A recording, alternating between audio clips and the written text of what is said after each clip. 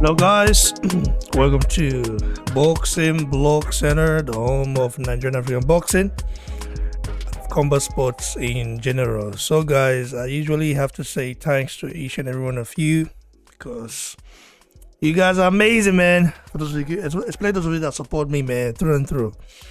Shout out to Lisa Builds. Shout out to my brother Emma Tom.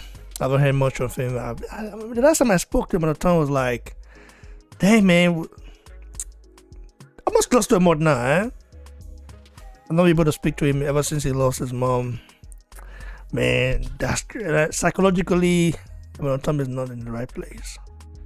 That's crazy, though. You know, we will get my partner one day. He will become reality. Not just something that's why, you know, we have to appreciate our parents, you know, why they're with us right here.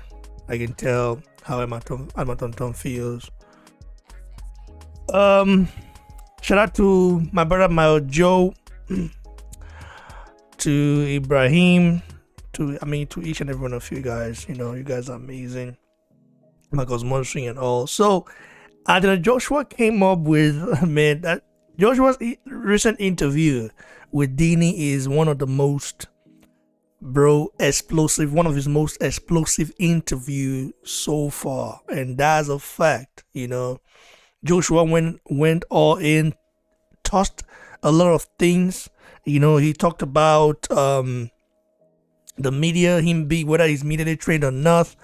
You know, a lot of people have been having all sort of things to say about Joshua. I think I have to say that Joshua was media trained, but later changed. I would say that because I remember when Joshua first came out, you know, when he started getting the publicity and all the stuff, Joshua spoke a different way compared to now. But you have to expect that because when you're new to the scene, you don't want to come out as someone that thinks he knows more than others. You know, you want to come out as a guy that's cool and collective. Joshua already all has that cool and collective name in him already. So he was just like, you know, like I said, Joshua came from the street. You know, I'm not saying he came from the trenches because we came from the trenches.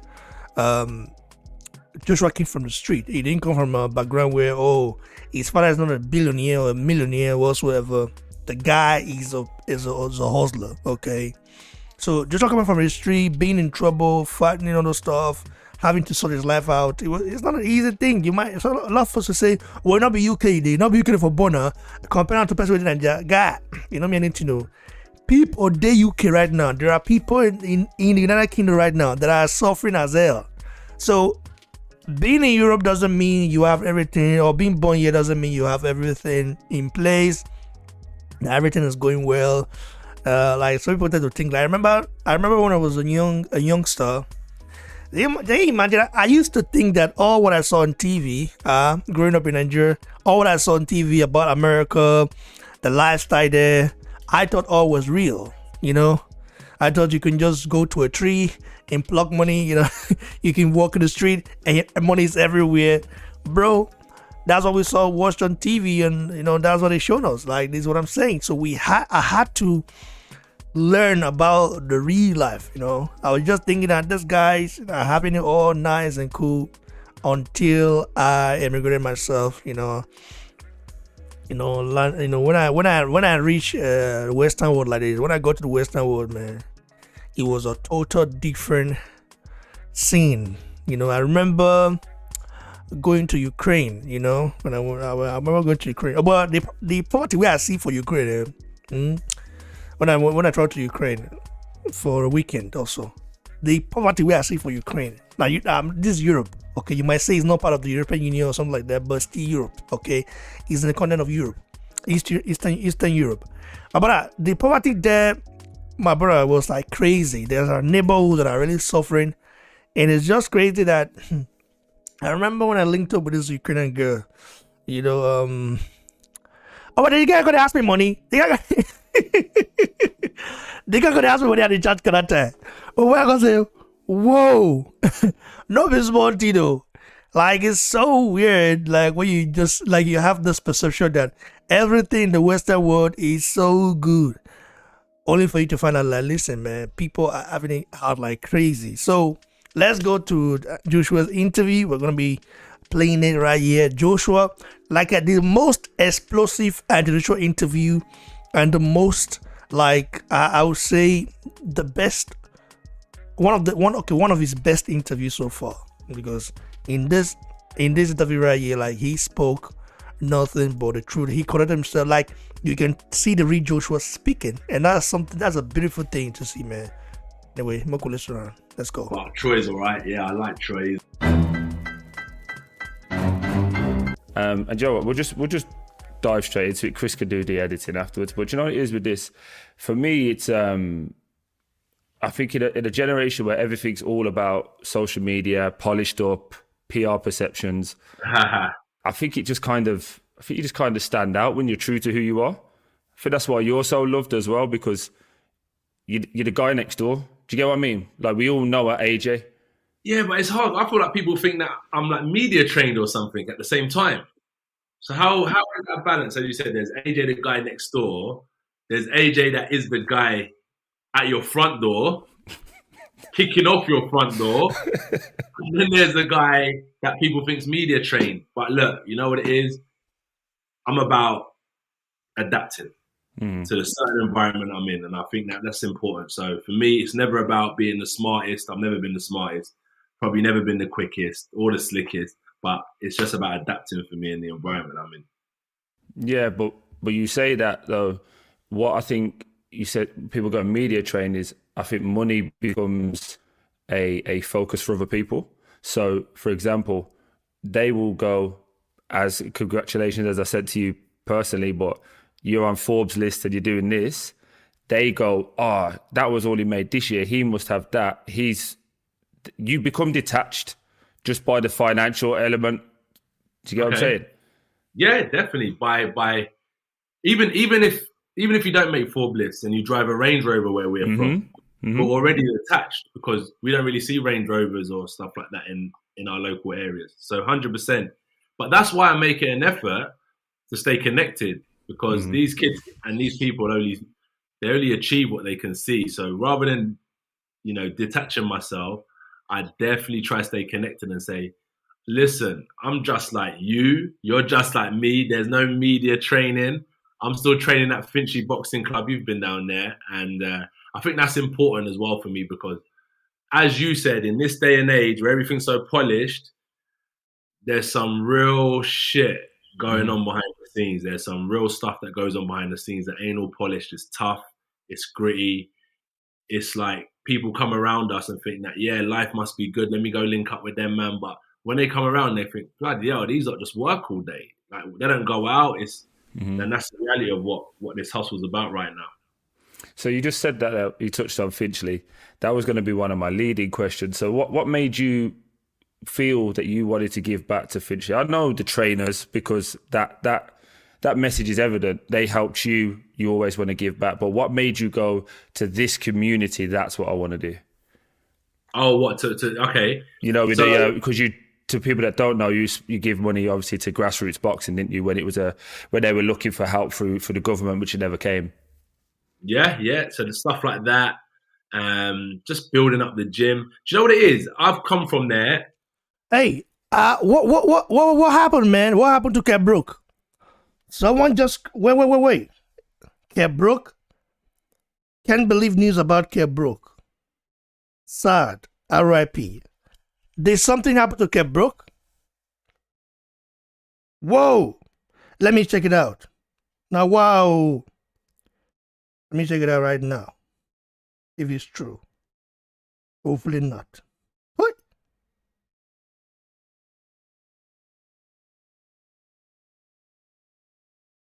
Oh, let me see. Hopefully it's not. Oh, are you guys just spreading rumors or what?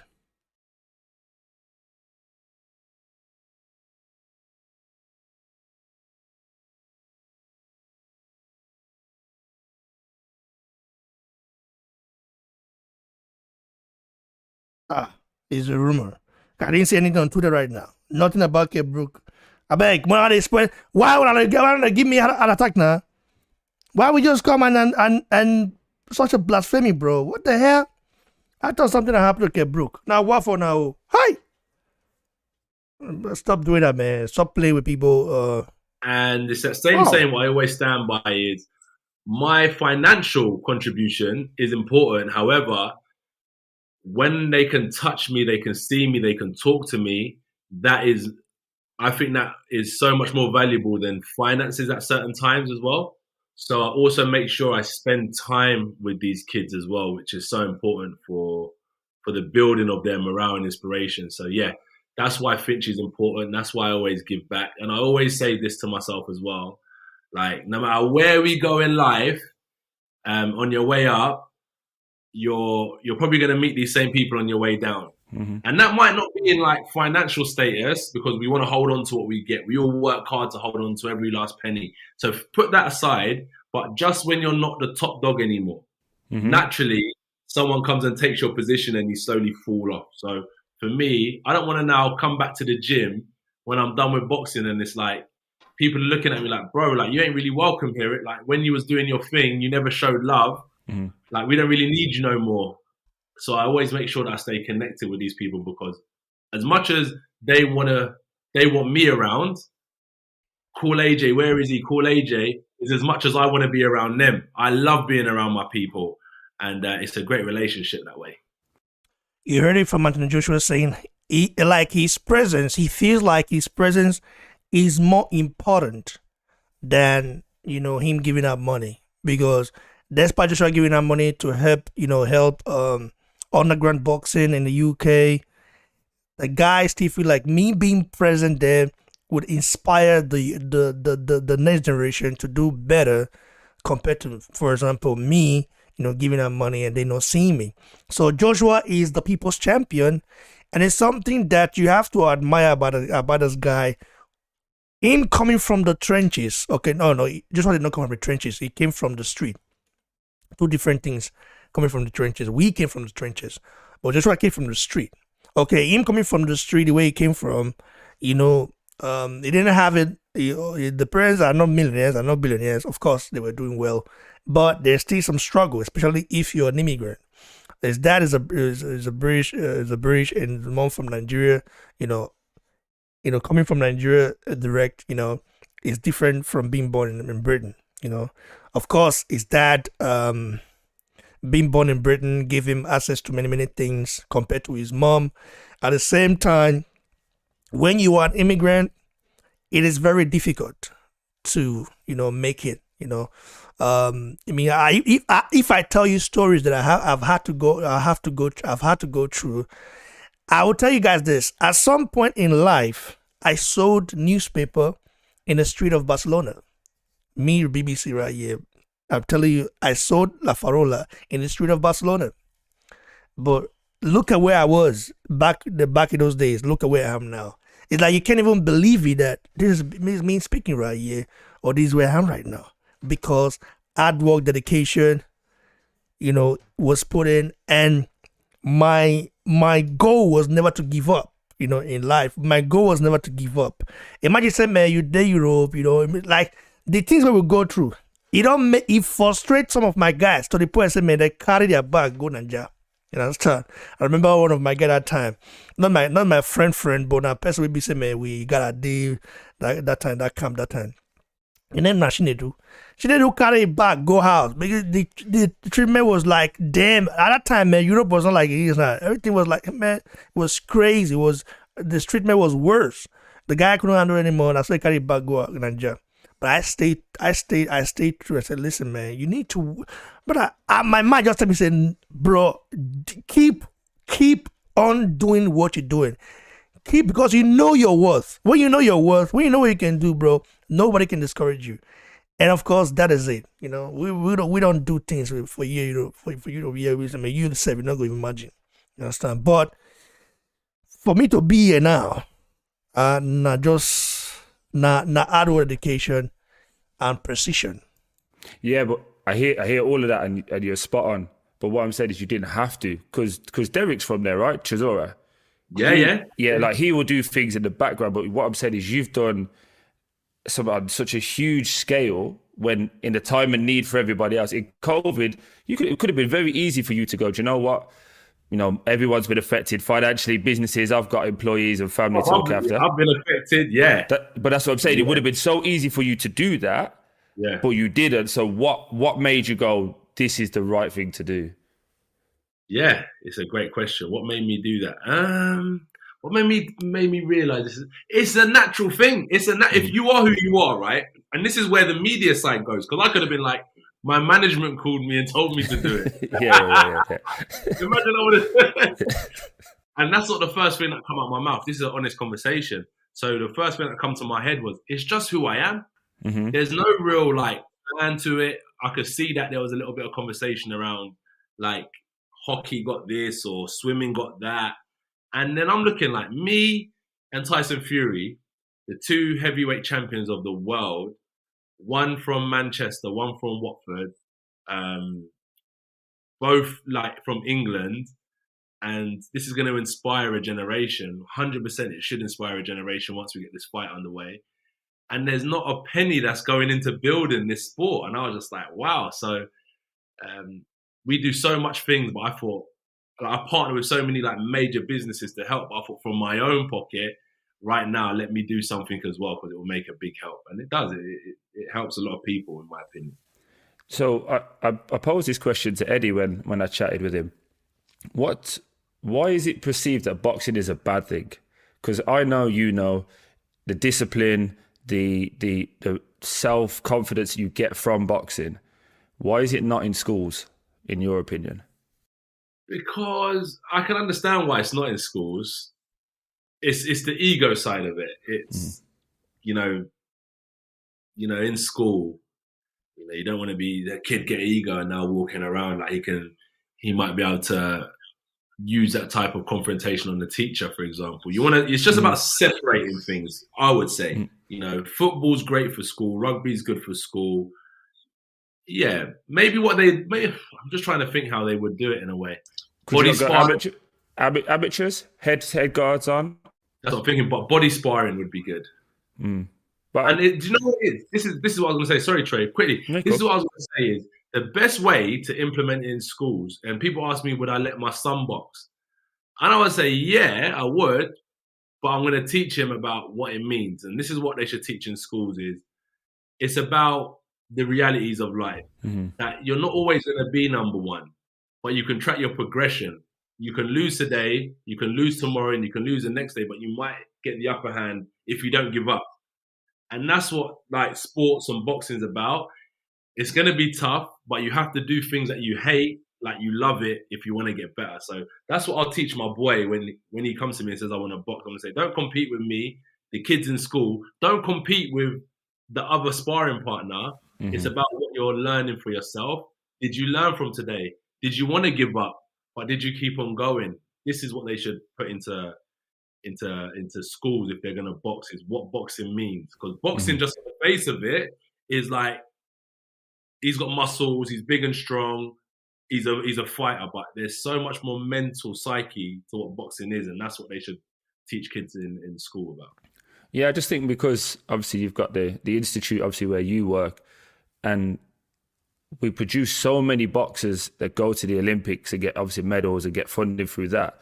They would be just a natural progression when you, as you said, hockey, rugby, football, all get state funding. Yeah. So it just seems like crazy to me that boxing doesn't even come into that hemisphere, especially now my son's about to turn 12. He's boxing. He's in the gym. But that's of his own choice. Like, Dad, I want to learn to defend myself. Yeah, right. I love that.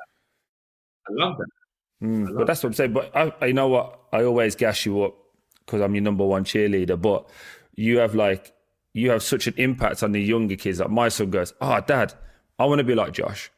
And like, literally what you said, like, you know what? If you can be like Josh as your dad, I'm sitting behind you go on then, give me 10.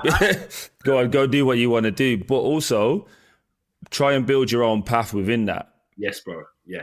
Do you get what I mean? And that kind of leads on to a little question. I know you don't really talk about your son, and I won't go into that. But how are you as a dad? Are you strict? Are you fluid? Are you balanced? What would you say you are? Exactly what you said. I'm very fluid. Yeah. Because I feel like in my job, I'm regimented my whole life, and to a certain degree, there's times when I felt suppressed, like I'm not able to express my own creativity, and I'm born with a level of intelligence. It may not be book smart, it may not be whatever, but I have my own intelligence. And before a book was ever written, man conquered the world with common sense. So with my son, I try and make him use his creativity. Whatever he wants to do, I'll always be there to catch him if he falls. I'm never going to kind of force him into anything. He's not a trophy kid. Do you know what I mean? This is what you have to do. He'll figure it out. And if he doesn't figure it out, he's got great people around him to go to and get advice. And that's why I'm very fluent, because I'll always be there. Yeah, as I say, as I spoke with Alton, he said he enjoyed lockdown because we touched on COVID, and I'll do the same with you. He actually said like COVID was a blessing for him because in 40 odd years, he's never had a chance to slow down. It's always been touring, do something that's 40 years, yeah, because he's between here and LA, and he's always doing a show, he's always touring, he's always doing something. And he said what COVID did was make him slow down and appreciate how much time he's had with his kids. Was there something like that with you? 100%. And it's weird because I never want to be like, COVID was a blessing, because, you know, for like 99% of people, it's been so life-changing, so tough for people. But if you want to take away, if you just want to talk about like what positive we got out of this negative, it was exactly what Elton said is, I feel like I was going to crash. Like there were certain times when I was going to training camp thinking, I don't even know if I can come out the other side of this training camp. I'm that ill, I'm run down. You know how it is. We're spending a lot of time promoting boxing, and it's just really hard. I don't know how to explain it, but what I got myself into is not for the faint-hearted. Mm-hmm. You know, it's not for the faint-hearted. So I put a lot of time and effort into this craft, in and out of the ring. And during COVID, it definitely helped me reflect, even with friends as well. I stepped back. I stepped back from a lot of things, and it's really helped me mature as a person. And not only with my son and my family, but even myself, bro. Because in my career, things have happened so quick. Even having my son, it was like quick. I'm having my son, boom, he's here. I'm going to fight next for the championship. And I was like, everything's been like that. So through the whole pandemic, it was like, breathe, take a second. And I just looked around the playing field, and it's just now aligning things back up again, really. Yeah, so because obviously, as you said, you spoke earlier about common sense. I'm a huge believer in that. I didn't finish school the same way, no grades, no nothing, but I've somehow managed to navigate a minefield of business. Yeah. You know, that I'm happy with, that I would class as success, because I think, as you said earlier, everybody has a level of success that we're all happy with. Where's success for Anthony Joshua? You know, I always ask myself this, yeah, and success for me, obviously, there's a material side. I want X. Everyone has that. But I'm not going to touch on that. I'm going to touch on, I swear to you, it was something so small. Like, I need to sleep better, because the worst thing for me, I used to wake up in the morning, and imagine when you wake up in the morning, the first thing you're thinking of is, I can't wait to get back in bed. And I'm going to work with people who are, hey, Anthony, how are you? Great to see you. And I'm thinking, mate, I'm finished. Like, I ain't got this type of energy, because they don't know that I've worked late, I've trained, or, it was difficult. So for me, success is doing the small things, like sleeping good, waking up, full of energy, ready to conquer the day. For me, I swear to you, that is success. And I've actually done that during this pandemic. It's been a blessing in a way. And now the next stage of my my list of successful things is, I would say, is taking a step back and staying in that position, not being so front and center with a lot of things. Okay. Can you expand on that? So like with a lot of things that used to be evolved around me, let me step back from certain things and let certain people organize things, and I'll join in and I'll put my input in where and when it's needed, but don't evolve it around me. Or yeah.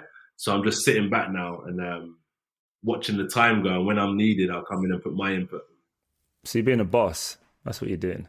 Yeah, you're stepping back, enabling people to fulfill their potential. I know Freddie's great at his job. Andy's not so good. With, Andy's not so good. Retweet. no, this isn't even with work. This is personal life. No, yeah, I understand that, but it's that's what I was going to lead into. It's the same thing. It's one in its own, because you're a brand, and you know what? With social media, everyone thinks they're a brand. If they bought a T-shirt from H&M, it's paid for by H&M, it's like, come on, relax, just do your thing. But a brand, I think, is what do you represent? And you have your family, your friends, colleagues that all work around you, but they all represent the same three things that you do. So people around me have to be trustworthy, have to be straight talking, and have to work hard. Like, that's my three. So anyone around me is that. Do you get what I mean? Because they're a representation of Troy and his brand. Yeah. So even if you don't see Troy around and you see, Disc, my friend, the big boy, you see him, that's me, because we're one in the same. And that's ultimately what you're saying. Yeah. How I take it. Yeah, 100%. Like, step back. And if I come forward, it's got to be for good energy.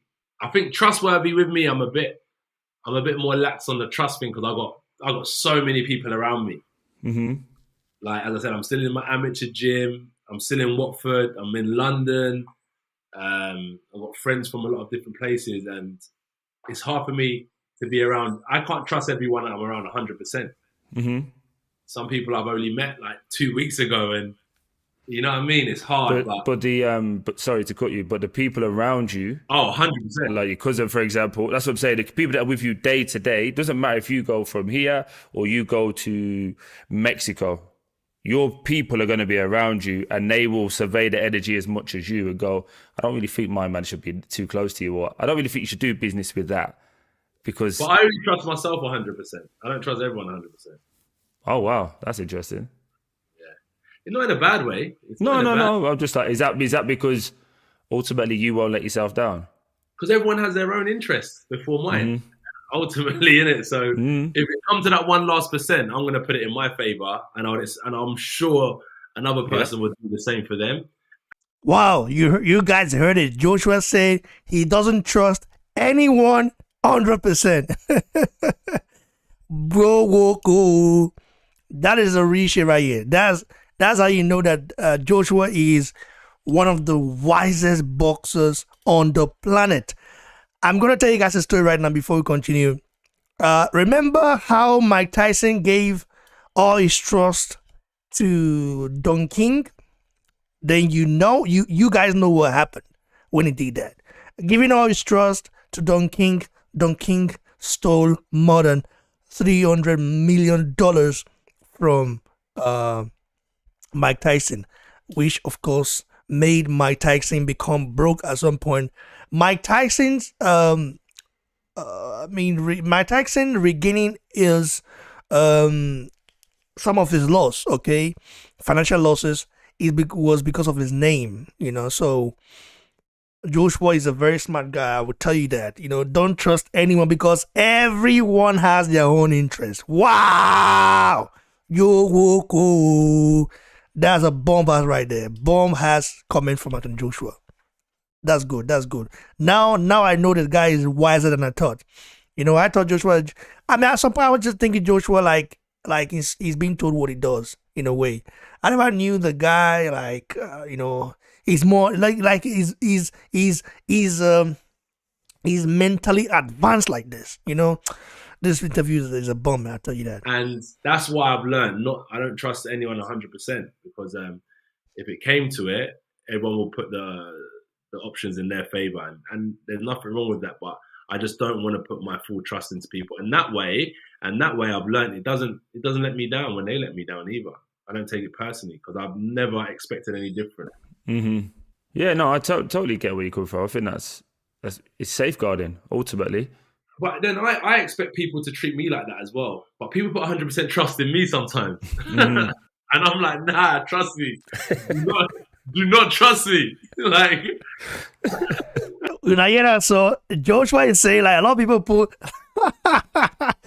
you not hear that so Joshua will say, don't trust me, I'm still even though I might be this gentle guy, I came from the street, you understand? But of course, Joshua, I don't think Joshua will want to harm anybody. I don't think he has. When you look at Joshua, you don't see someone that is. You don't see someone that is evil. You see someone that is very. He has good intentions. And this something very rare because, bro, although some people look innocent, like that guy, what's his name again, Uduak Frank Akman from Akwa Ibom State, who murdered that girl in Nyombong. That guy looked like that guy looked like a saint, look at me. I have tattoos all over. A lot of people say I'm a bad boy, even though I'm not a bad boy. I've never in my life, okay, even though I grew up in the street, in the trenches, I've never in my life, want to do evil to any other human being, or want to do evil whatsoever. Of course, if you come for me, I come for you. That's how it is. But I've never in my life thought about doing evil whatsoever. I just don't. I've always been a free-minded person, but I'm also very defensive. If you think say me na mugu, I'll tell you say me I even wise past yourself. So this is very interesting. Because I'm gonna let you down. It's Nah, just I like, hear you. yeah, you know what I mean? I'm gonna let you down. So I'm giving you a heads up. Give me a minute. I'm not perfect. At least I'm honest with who I am.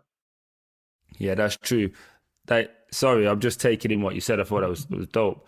So you've obviously got 258, which is everywhere now. It's not just somewhere; it's everywhere. And I know how. Yes. And do you know what? I'm so proud, and I sit back and I watch, and I try and take little things of what you're doing.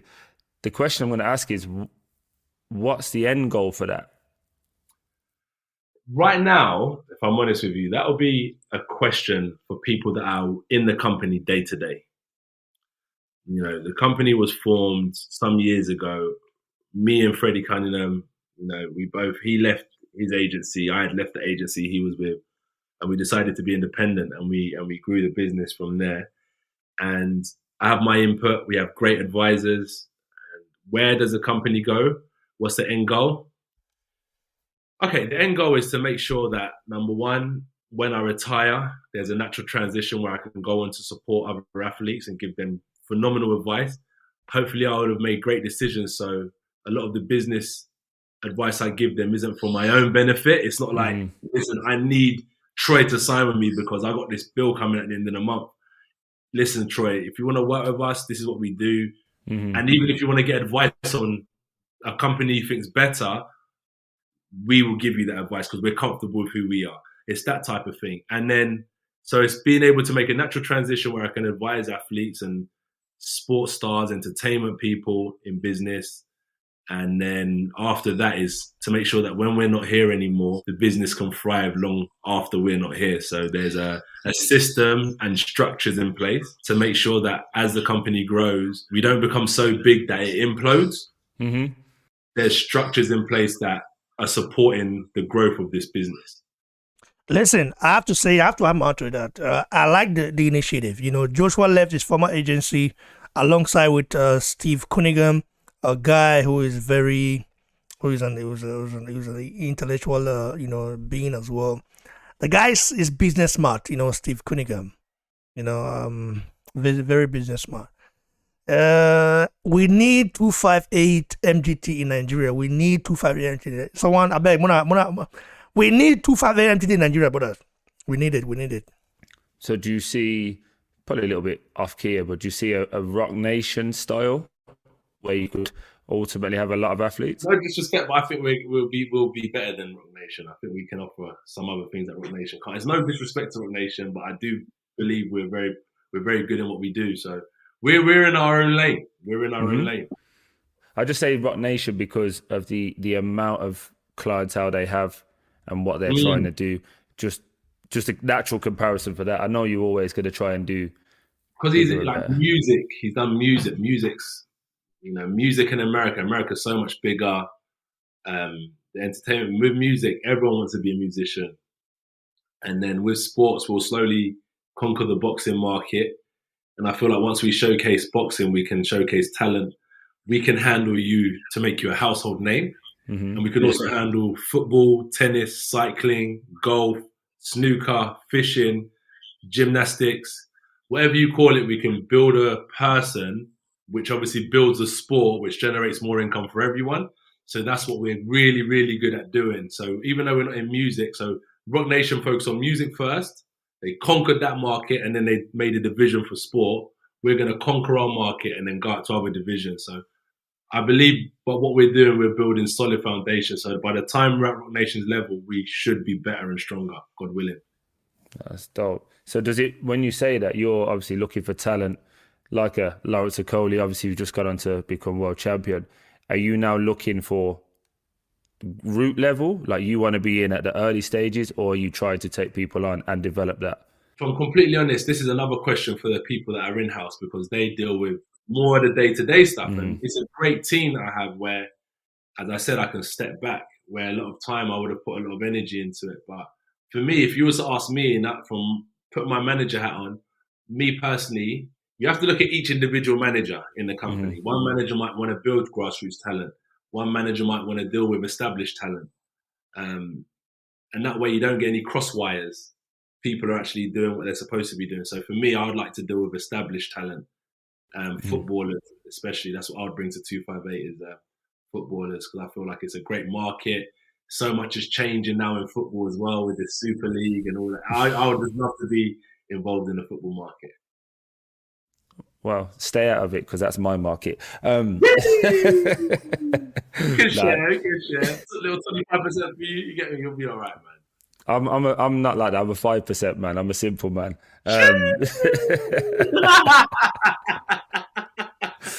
No, you touched on America and obviously I've spoken to you after Ruiz won. What was the difference? This is always a question I think no one's ever asked you. What was the difference in being in America for a prolonged period of time before that fight to a build up to a fight in, let's say, the UK? I think it was good for me to get away. This is what Elton was saying, isn't it? It's like for 40 years he's been on the road. So London's small, England's small in compared to meters or miles, kilometers compared to the size of America or wherever. So I've been always working in London, always worked in London. I won the Olympics here, I've won my belts here, etc. So to get away was actually really good and refreshing. So there wasn't that type of issue for me at all. We got a great team. They set up a great training camp. So America was good to me. America was good to me in that sense. Yeah, I'm not trying to say there was an issue. I'm just trying to say what was the new challenges faced. So you could use Saudi Arabia, for example. So you went there for Ruiz too. Like here, everything's set. Finchley, Sheffield, where you're going to stay, it is. None. No challenge. No challenges. Fruit was good. The exotic fruits were coming in. The water was good. Honestly, because with boxing, you don't need much. From the experience I had from an amateur traveling around the world, Azerbaijan, Kazakhstan, Uzbekistan, where else have we, let's say you go Cuba, you go Russia, you go France. I've been traveling, so it was like an amateur. So for me, honestly, Troy, there was nothing that I could say was bad. It was really well organized. Oh, that's dope. The media requirements are always heavy, if I'm honest. That's difficult. But I love to promote this sport. We need more eyes on boxing. So that's the only thing I'll say. The difficulty of going to new territory, i.e. America, and now having to do a whole load of promotion to build up the American audience. Do you find there's a different way of talking? So obviously I remember your interview at Breakfast Club and Yeah. you get a Charlemagne, for example, who's very loud, in your face. That's not you. Do you get what I mean? So I think here in the UK, media you're respected in media. They know how to approach you. Was that different as well in terms of how they come at you? Yeah, because I try and come at it from a point of view of how can I make this conversation relevant for a Charlemagne? So I try and make it relevant for everyone to understand, because I understand everyone's viewpoint is different. You put 10 people on a 100-meter track, we all run it. Everyone's view of how we run that race is going to be different. So from the outside looking in, they all run the same race. Why did Usain Bolt win? But if you speak to each individual, you'll get to learn as why they run the race the way they do. So I try and make it relevant to everyone and Charlemagne, but he's just quite, I know the answer to what I'm asking anyway. So no matter how relevant you try and make this to me, I'm not even trying to hear it because provocative, really, isn't it? He's doing it for numbers, No, exactly. But I think when you're in this space, and I can honestly say this now, obviously working with TalkSport and the Sun and doing my own thing, there was a lot of pressure from upstairs to be controversial. Yeah, to be controversial. Do you know what I found interesting, Troy? Sorry to interrupt here. No, you're cool. Would it be different if the media supported more of our talent here rather than the controversial stories sell? How about, because I've seen certain things where athletes come home from a fight or a football match or whatever, and they're like, it's like the presidents just come home. I come home from Saudi, like, just you and the lady at the bus stop. But I was like, you know what I mean? Like, yeah. Even though we don't look for it, but I'm just asking from me, because the media makes us who we are. That's like, of course. Like, speaking with you now is going to be great for me. It's going to be great for you. The Sun, writing an article, great for me, great for them. How do we then change the narrative where positive media sells? Honestly, this is just my opinion. I think it's twofold. So when we sell a good story, you're a great story, for example, didn't know where he's going to be in life, went into boxing, come on to be as successful as you have. That is good. But within every story, whether it be a book, whether it be a film, there's always a bad guy. And you're waiting for the downfall, you're waiting for the bad thing to happen. And if a film you just watched all the way through was smooth sailing, it's like, it's boring. It's boring. But that's what I mean. So I think when you say that, they build you up because they're like, the mistakes come in, and when it comes, bang, we need to jump on that. And I saw it, and I'll use someone that's neither of us. I saw it with Dillian White, for example. He's the next man. He's this, he's that. Povetkin hits him with that shot that would have took most people out. He's rubbish, man. It's crap. But for a fan's perspective, it's always, you're allowed to change your mind. You're allowed to have a different opinion. From a media perspective, I like to think that with anything I say is something that Troy says. So even though you're media, for instance, let's say you're doing your podcast, if you said before, you're not doing it because of pressure. You're doing it, this is like, I'm standing my ground. Dylan, if you rack Dylan, he's still a good fighter. I don't care that he got knocked out. And that's like your media, straight down the line, your opinion. You're allowed to change it. But you're only allowed to change it if you can explain why you change it. I don't think media do that. I think they go, AJ's great. He's the best in the world. He lost to Ruiz. He's rubbish. Why? Just he lost. He lost. So that's part of the conversation of having my own podcast and owning it as well. I think really we've spoken about this in private about black ownership. And I don't really want to go too much into race because it's everywhere, and it's becoming that topic that everyone wants to jump on, and they're not actually getting to a point. But I do think that within the creative space, especially with everything that's going on now, we own it. We can have this conversation. I can speak with you. You know it's safe because you trust me and I trust you, and that's what I'm trying to build. 99%. That's enough for me, bro. I've been in many situations where I've trusted someone 10%, so I've come out of it. And the last thing, because I do know you're a busy man and you know, I came after Apple today, which is a bit harsh, but I get it. It's fine. I did try and put you first, you know. I did try and put you first. Apple was like, Troy, nah, we ain't having that. So it would be, you know what? It would be very remiss of us. You touched on it earlier to not talk about what? Remiss. Remiss. You're not the only one who can read books, bro. Definition of remiss.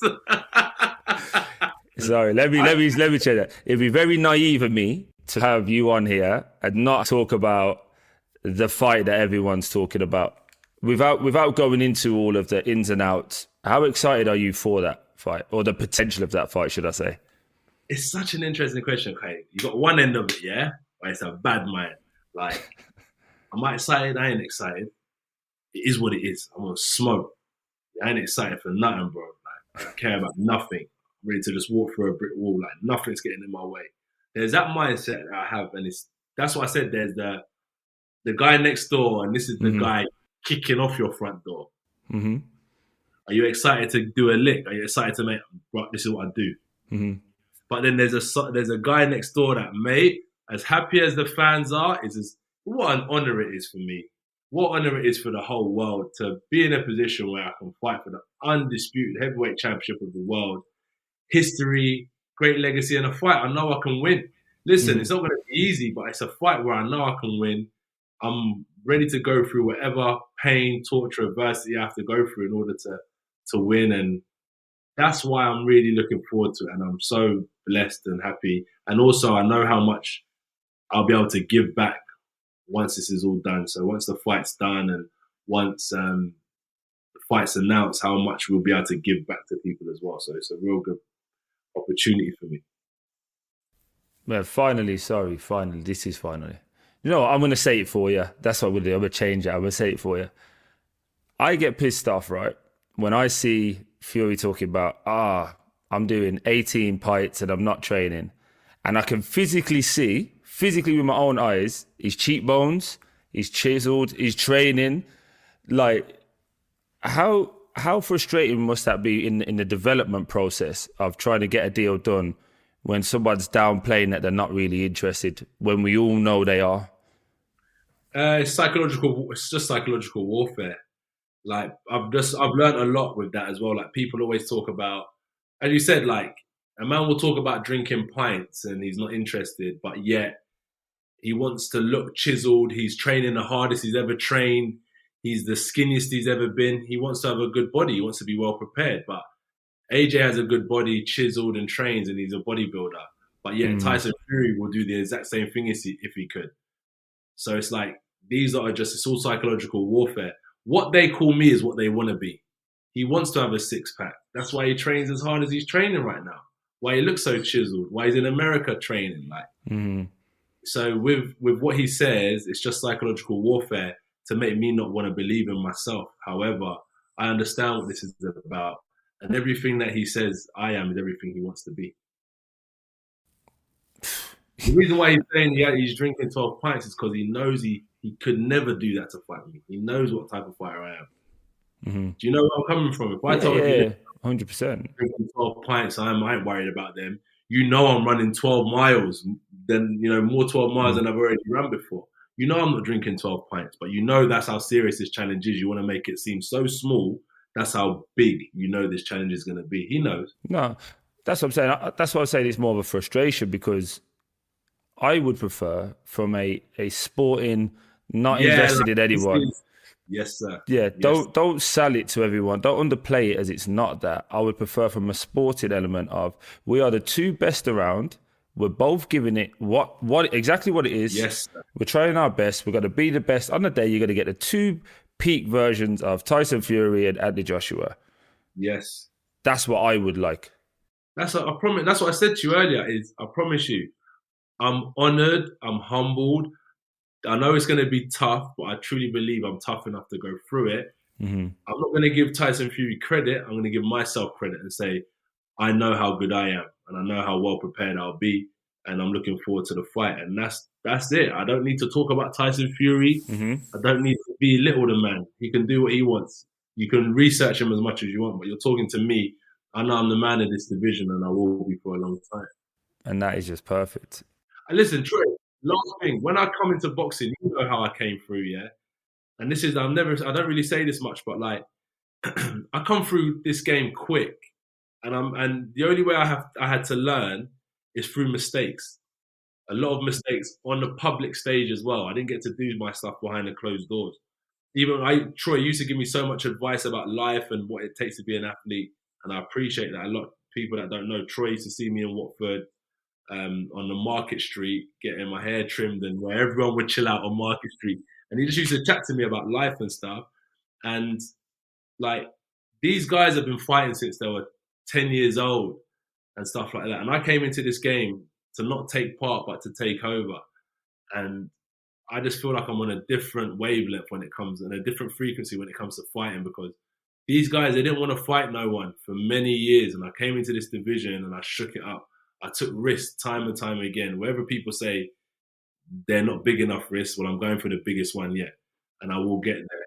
And it's because I fast-tracked myself, and that's why I just believe I'll win. I know I'm a winner, and I know these guys can't compete with me. And then when they talk about 12 pints, when they talk about certain things, it's because they know they look at someone and they see the truth, and they just don't like who they're not. 100%. And take how you want to take it, but I'm just backing myself. No. Listen, I love it. I've been dedicated to this thing. I've had fun with it. I do it with a smile on my face, but I'm truly like, when I look at it through COVID, like when I've had time to really think, I thought, man, I've put in a lot of work over these years, and I have to back myself now. This is a time for me to back myself and trust in my ability. And you know what? Who the fuck can tell you can't? You've earned it. So, no, honestly, I appreciate all of that. What we do on this podcast to end is, because we know everything's free, people giving their time. Me and my family would like to donate to a charity of your choice. So if there's a charity that you find, then you tell us, we'll give them a plug on this and we'll donate. It's the AJ bank account. What donations? All I would say, for people that are on podcast and won't see this, Troy has one little reef that's from Range. The Range is great. It's about £4. AJ's got an 85-inch screen in the wall. It's got speakers in the wall, built in. It's got a beautiful artwork. I've seen all sorts. This artwork here, it was from Amazon. It was £4. Like, nothing's getting in my way. There's that mindset that I have. And when it comes, bang, we need to jump on that. And I saw it, and I'll use someone that's neither of us. I saw it with Dillian White, for example. Oh, he's the next man. He's this, he's that. Povetkin hits him with that shot that would have took most people out. Oh, he's rubbish, man. It's crap. But for a fan's perspective, it's always, you're allowed to change your mind. You're allowed to have a different opinion. From a media perspective, I like to think that with anything I say is something that Troy says. So even though you're media, for instance, let's say you're doing your podcast, if you said before, you're not doing it because of pressure. You're doing it, this is like, I'm standing my ground. Dylan, if you rack Dylan, he's still a good fighter. I don't care that he got knocked out. And that's like your media, straight down the line, your opinion. You're allowed to change it. But you're only allowed to change it if you can explain why you change it. I don't think media do that. I think they go, AJ's great. He's the best in the world. He lost to Ruiz. He's rubbish. Why? Just he lost. He lost. So that's part of the conversation of having my own podcast and owning it as well. I think really we've spoken about this in private about black ownership. And I don't really want to go too much into race because it's everywhere, and it's becoming that topic that everyone wants to jump on, and they're not actually getting to a point. But I do think that within the creative space, especially with everything that's going on now, we own it. We can have this conversation. I can speak with you. You know it's safe because you trust me and I trust you, and that's what I'm trying to build. 99%. That's enough for me, bro. I've been in many situations where I've trusted someone 10%, so I've come out of it. And the last thing, because I do know you're a busy man, and I came after Apple today, which is a bit harsh, but I get it. It's fine. I did try and put you first, I did try and put you first. Apple was like, Troy, nah, we ain't having that. So it would be, you know what? It would be very remiss of us. You touched on it earlier to not talk about what? Remiss. Remiss. You're not the only one who can read books, bro. Definition of remiss. Sorry, let me.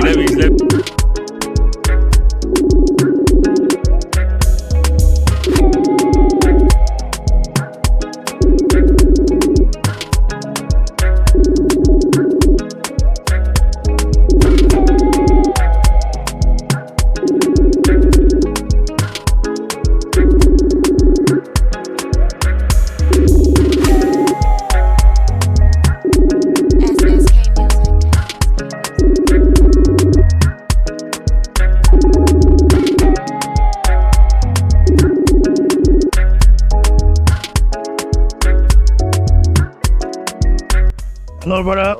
My Joe in the house right here. How you doing, bro? My Joe. I'm very well, man. You use Bluetooth, Abi? Hold on a second, Okay, bro. okay, Hold on. okay. Let me get this. Hold on a second. All right, bro. There you go.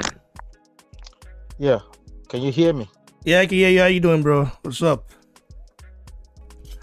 Did you listen to the interview? I'm good. Over to the Joshua, the recent interview? I listened to part of it. I've not finished listening to it, but I did listen to a good bit. Yeah. Bro, Joshua, like, this is the most, like, in my opinion, this is one of the most explosive interviews Joshua has ever done. Like, original interview. Like, Joshua was just like, you see the flow, the way the guy the flow self. You know, some of the guy already. You know, he said, listen, he said that Tyson Fury, he believed he beats Tyson Fury, and Tyson Fury, he's talking about drinking pints. Pints is in the UK, I think that's beer, right? Is that not beer? Alcohol, right? Pints. Hello? Well, what's pints? Is it beer? Beer or alcohol? That's like a size of alcohol. Pint is like 1 liter of alcohol, basically. Oh, really? In the UK there? Or in Ireland? So it's like they use.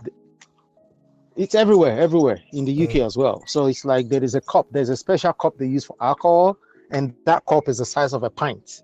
So when people say 1 pint, they're talking about, most times it's 1 pint of alcohol, but it could be 1 pint of milk, it could be 1 pint of water. But in most cases, 99 out of 100 times, it is usually for alcohol.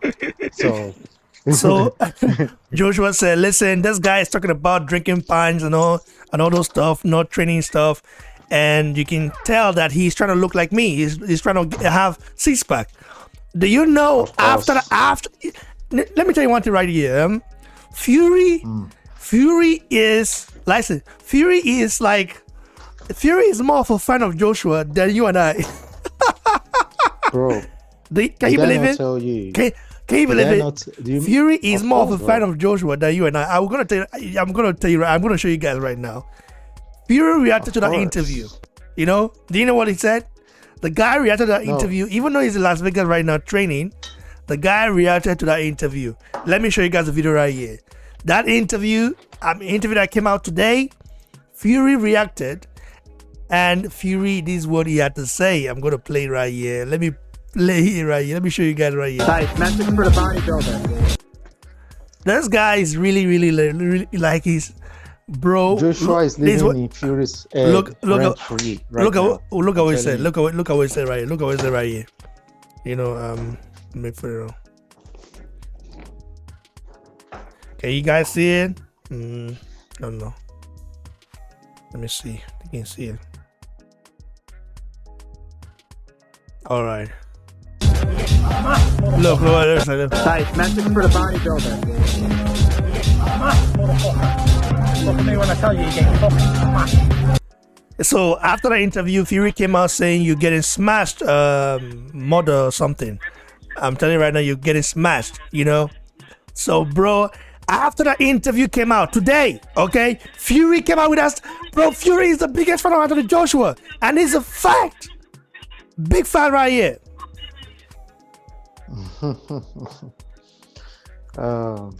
I think for me, I've always said that, you know, I have a feeling that Fury desires, you know, there is a desire to have what Anthony Joshua had. And in terms of how fast Joshua has achieved, you know, Joshua has achieved a lot in his career within a very short space of time. And Fury desires that. He really, really does. And sometimes Fury doesn't know how to channel his desire. Sometimes he portrays some anger or some jealousy, sometimes some admiration. So I think, you know, when you're confused on how to react to something, you don't know how to react, you don't know what to say. And I think that, Fury really, you know, he really desires to be what Anthony Joshua is. I'm telling you, he has a desire. I mean, look at the achievements. Fought at Wembley and sold out Wembley. Went to Cardiff, sold out Cardiff. I mean, Fury will look at all these things and be like, when will I begin to achieve some of these feats that this guy is achieving? You By the know, way, he keeps sorry to talking about interrupt you. Anthony When has Fury ever smashed any fighter? When has Fury ever? He didn't smash Absolutely. Deontay Wilder. He beat him up for sure. He beat Deontay Wilder, but he didn't smash him. You know. By the I way, keep saying, I came across a very interesting video today from an African American, a Black American, you know, who was this video, bro. I'm gonna show you guys. It was so shocking to see this guy. You know, the guy said that he was happy to see Deontay Wilder get beat by the white boy in Fury. Bro, this is the most ridiculous video I've ever seen, bro. Like, wow. This is a Black American right here.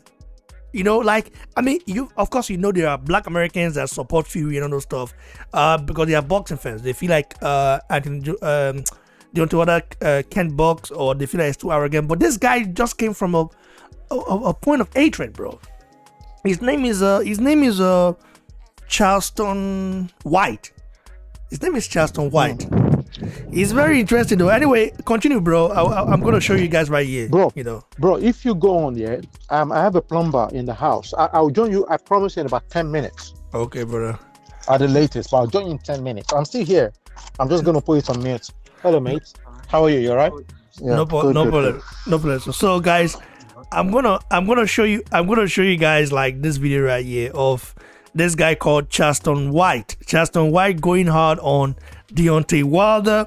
It was really crazy to see because at the end of the day, we all say we're all oh boy, it's so funny to see that happen, and the way this guy was just rubbishing Deontay Wilder. I'm gonna play right here. Man, look for this stuff. All this more Tino is really, really crazy, man. But by the way, what do you guys make of the? Let me read some live shots while I do this. Let me check this out right here while I do this. Shout out to James Bamboo. James Bamboo, what's up? How you doing? You okay? Make I see where I will find this stuff, Chef. Liked videos. Number 4 year. Number 4 year. May I see the other side? I'm gonna show you guys right now. This guy say, man, damn, the way the guy bashed Deontay Wilder, you would, oh, wow.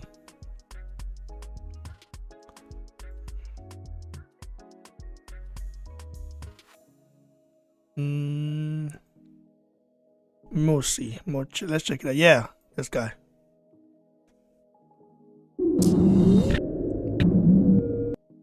With his mom, man, This guy right here. This guy. I don't know if you guys know who this guy is. Do you guys know him? Do you guys know who this guy is? This guy is a very. Let me see. I'm gonna show you guys. the mothers. I work with the children. I work with the courts. I create programs. Them niggas is playing for views and likes. Cannon. They crying how the white folk blackballed Nick Cannon. I was glad to see that white boy whoop Deontay Wilder. I just want to throw that in there. Nick Cannon. Yes, bro, you can't believe this, man. It's unbelievable. They gotta make it right with their kid, homie. They blackballing a black baby. You can't. I can't. Industry. Hold on, bro. Now you can't. This guy right here, shot some white. Nick Cannon. Wait, hold on, bro. They crying how the white folk blackballed Nick Cannon. I was glad to see that white boy whoop Deontay Wilder. I just want to throw that in there. That don't come from nowhere. I was glad to see that white boy kick that big old nigga's ass and you niggas leave out of there long faced and sad. I'm glad to see the white boy look like he rising above us again. Maybe we'll get back in them slave quarters, niggas, and huddle up like we used to do when the white boy didn't know we was doing it, nigga. We did it in the dark with a candle, nigga. Maybe we'll go back to huddling up in them slave quarters, nigga, trying to plan a way to escape. I got an old nigga. Bro, this guy said, the way he said it. The white boy looked like he rising above us again. Let me see. I was glad to see that white boy whoop Deontay Wilder. I just want to throw that in there. That don't come from nowhere. I was glad to see that white boy kick that big old nigga's ass and you niggas leave out of there long faced and sad. I'm glad to see the white boy look like he rising above us again. Maybe we'll get back in them slave quarters, niggas, and huddle up like we used to do when the white boy didn't know we was doing it, nigga. We did it in the dark with a candle, nigga. Maybe we'll go back to huddling up in them slave quarters, nigga, trying to plan a way to escape. I got an old nigga spirit in me. The white boy look like boy whoop Deontay. White folk blackballed Nick Cannon. I was glad to see that white boy whoop Deontay Wilder. I just want to throw that in there. That don't come from nowhere. I was glad to see that white boy kick that big old nigga's ass and you niggas leave out of there long faced and sad. I'm glad to see the white boy look like he rising above us again. Maybe we'll... Bro, like, Tyson Fury is not a white guy. Why this guy getting? Oh my God, this is crazy. So you mean a lot of our black Americans don't know Fury is not a white guy? Well, you know, in America, he will be deemed as a white man because really? They don't really know much about. Yeah, they don't know much about Gypsy, so he will be deemed as a white man in the U.S. because they don't. Wow, really know. that means if Fury is deemed as a white man in the U.S., that means he's gonna move to the U.S. because. Bro, that was so crazy. Oh my God, this guy saying he said he was glad to see Deontay Wilder get beat by Tyson Fury. I was happy when that happened because Wilder's cockiness was too much. But at the same time, I didn't make it of it wasn't a race thing for me. But this guy's saying, well, maybe we have to go back to the slave stuff again and looking at how to escape. Oh my God, man. Can you tell me?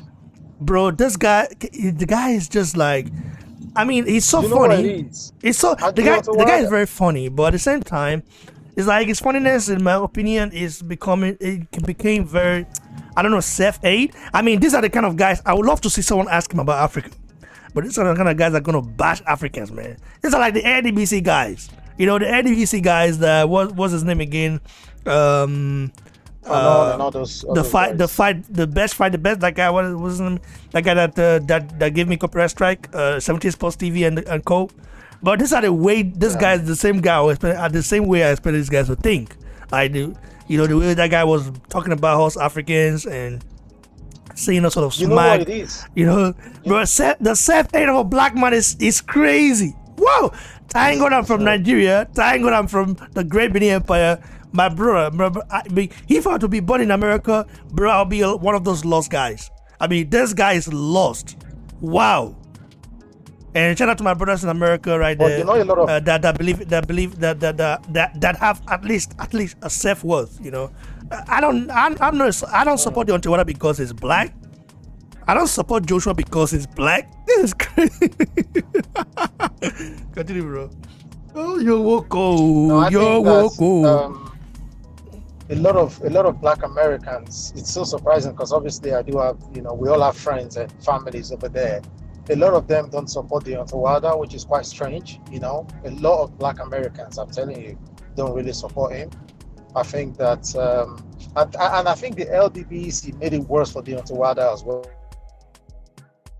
They made it really, really worse because LDBC, they came out with these hate, like there's so much hate, It's like when they support a fighter, they only talk about that fighter, but when they don't like the other fighter, and I think Deontay Wilder as well started getting a lot of hate because of the hate that the LDBC started showing towards Anthony Joshua. It's crazy though. It's crazy. There's the divide in America is kind of crazy. It's even amongst black people. It's really, really crazy. I mean, listen. If, for example, okay, I'm not a supporter of Deontay Wilder. I like Deontay Wilder. I can't call myself a supporter of Deontay Wilder. Maybe now it's different. But I can't say, I'm a supporter of Deontay Wilder. Why? The reason why I wasn't a supporter of Deontay Wilder is because of his antics and how his cockiness. And I know his pride, but people that are very prideful. Deontay Wilder reminds me of one of our brother, whose name I'm not going to mention, who is a braggadocious coon. He knows himself. This guy, saw me and Ajagba, saw me and Ajagba talking. I asked Ajagba, about the training process, the training method. Ajagba was saying, his former trainer didn't do, he didn't do stuff, that he was supposed to. He didn't work on a speak bag. He wasn't doing things right. Now he's happy that he's with the new team. This guy, this Bagarachos Kun, had a fight, and after fight, the guy came out and started saying, how you be now? Hi. So someone then commented on my channel and said, bro, who is this guy is talking to you on a jack? But I said, why you mean? We just give our opinion, And the guy said, no, he must be French. He's throwing chase to you on a jack. But I said, watch it, man. Me and Ajagba didn't really say anything bad about. Ajagba just said, listen, his experience being with Ronnie Chase was not good. He didn't learn shit, He wasn't learning enough. Now Ajagba's head movement is where he's getting better. Ajagba's hand speed is getting better. So when he said that, I pick up the phone and I contacted the guy. I called the guy. I calling the guy. I said, listen, Alpha, can we get an interview done? So when I said that, the guy just started, saying smack, you want Ajagba this? Now so you didn't make Ajagba talk. I said, what do you mean make Ajagba talk? Ajagba is a man of his own. The guy is not a kid. The guy is a man of his own. Now you make him talk, I mean that he talk. I ask a question, he respond. He said, well, you make Ajagba talk too much. So you want Ajagba to just act like a dumb guy or just to keep quiet or what? Is that what you wanted? Like Ajagba to just be mute? Ajagba was very expressive in that interview that me and him did, and in that interview is Ajagba's best interview ever that he's ever done because he was so expressive, he was so open, he was himself. Okay, you know what I mean? So as I told the guy just say, man, and that's why I go block you. That's why I go this. Guy, if you want to block me. I beg, block me. So me and I quarrel for the phone. I tell them, everybody go away. So a few days ago, one of our brothers just wrote me out of concern, out of love, and said, Boss Lolo said, I've noticed that this guy's last fight was not talked about in Nigeria, in Nigerian stations, anywhere. Please, can you please promote the guy? This guy he saw my stuff on. He saw the stuff on my story, Instagram story. The guy first, he wrote me and he responded and laughed it off, just laughed it off and said, oh, funny shit. And then he came back with rubbish and started saying, keep your name out of my mouth. I'm ranked number 1 in WBA. I'm ranked number 1 in WBA. I only have 4 fights on TV. Bro, you fought bombs. You are there. You are ranked number 1 in the WBA because of the politics in boxing. You didn't fight no credible fighter to get there. Their articles are there. You don't fight a guy. He knocks you out. What are you saying? You fought bombs to get there, and you got it through a connection. You're telling me so this guy. That nigga said, guy, man, block me. I beg, you don't block. The guy don't block me now. I don't block everywhere now. You know, such guys. I mean, this is what I'm saying right here. This is why whenever people are saying BBC, promote this guy. Now, so you go talk about this guy. This guy is not go appreciate him. You feel me? So I came from the trenches. I came from nothing. When I was coming out right here, a lot of those guys that still support me now, a lot of them were laughing at me. I said, "Oh, you're the Nigerian first Nigerian guy. This guy. You know, first Nigerian guy. You're not gonna make it. You're not gonna do." I said, "Listen, man, this is you don't understand me.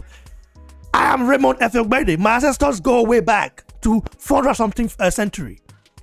The 7th Ogiso of the Igoromigodo ruled in 432nd century. So you say, man, I know my history well. I can trace my family root all the way to that place. Can you do yours like that? So stop coming at me and telling me I believe in myself. You understand? So it's what it is, man. Anyway, I just I bring that up because he's so funny. He's so funny, guy. Listen, I wasn't a supporter of Deontay Wilder because of how cocky it is. The pride. Joshua said, listen, what did Joshua say? He said, don't let success get to your head, right? Yes, and failure. Don't let failure get to your heart. Don't let success get to your head. You are ranked number 4.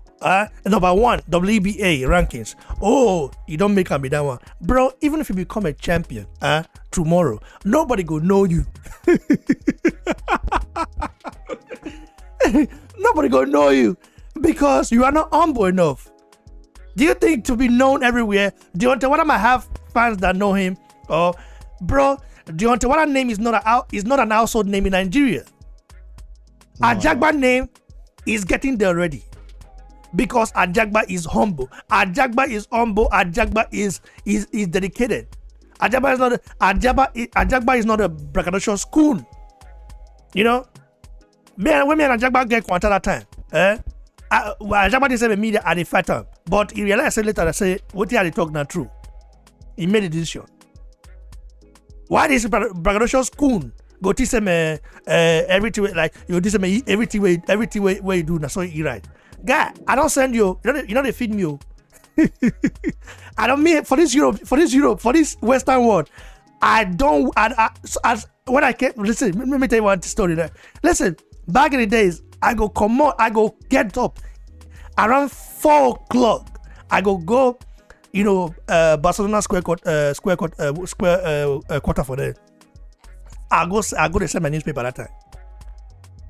So now, yes, now.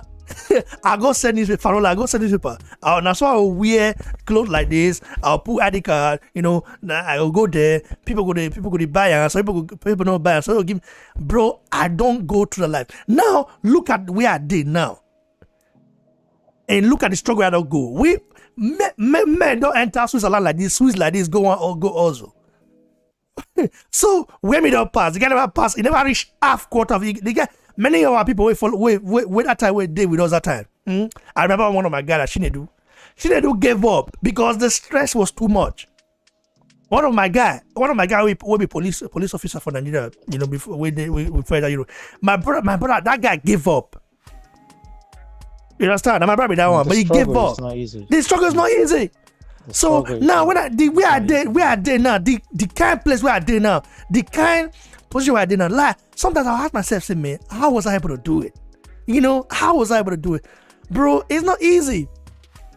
It's hard work, dedication, and never give up. Because a lot of people told me, man, you ain't shit. I remember people telling me that time, you know, Raymond, hey man, and I saw you lazy, because I know they do what they do. But I told them, listen, man, you're way on my way. I'd rather use my intellectual capacity, you know, to make money, real money, than to go do what you say, go give. Because the people don't know the legacy I'm keeping is different from the other they are keeping. My legacy goes back to the Ogiso era. You understand? They don't have that legacy like me. So don't compare me to yourself. Yeah, bro. You know, Anthony Joshua mentioned something in his interview today. And that's something that really resonates with me, and something that I also I really appreciate that, because that is the kind of mentality I have as well. That when you succeed, your success is to, one of your desires should be that your success should inspire other people to succeed, not to be unnecessarily proud and try to make other people feel like they can't achieve what you've achieved. Your success should be an inspiration. It should be an inspiration to other people, because some people, when they succeed or when they start having like hints of success, they start to become so proud and so like, they start behaving like gods, like Bro. you can't, like you can't talk to me, you're beneath me.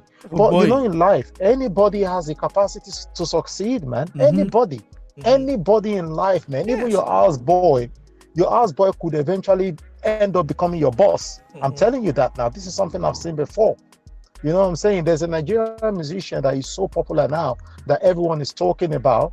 Anybody that knows me and know that musician, like, this is a guy, I'm not going to mention his name because he's so popular, right? This is a guy. I didn't mention name. I didn't mention name in mind. People that know, people they mention for the shout. I'm not mentioning name. People that know, they know themselves. They know what I talk about. You understand? Continue. What happened between you and the musician? No, nothing happened. But the guy just, like, obviously back in the days, I'm talking 2009, 2010. Whenever I'm in Nigeria, he'll be in my house and. Yeah, you'll be in my house just chilling and just abroad. I want to travel abroad and blah, blah, blah. But look at today. There is nowhere the guy wants to go. There is no country in the world that this guy wants to go. He doesn't even need to think about it. The amount of money and property and success and everything is achieved. And this is a guy, as far back as 2010, he was like a studio rat. He was nothing. It was just a mere studio rat.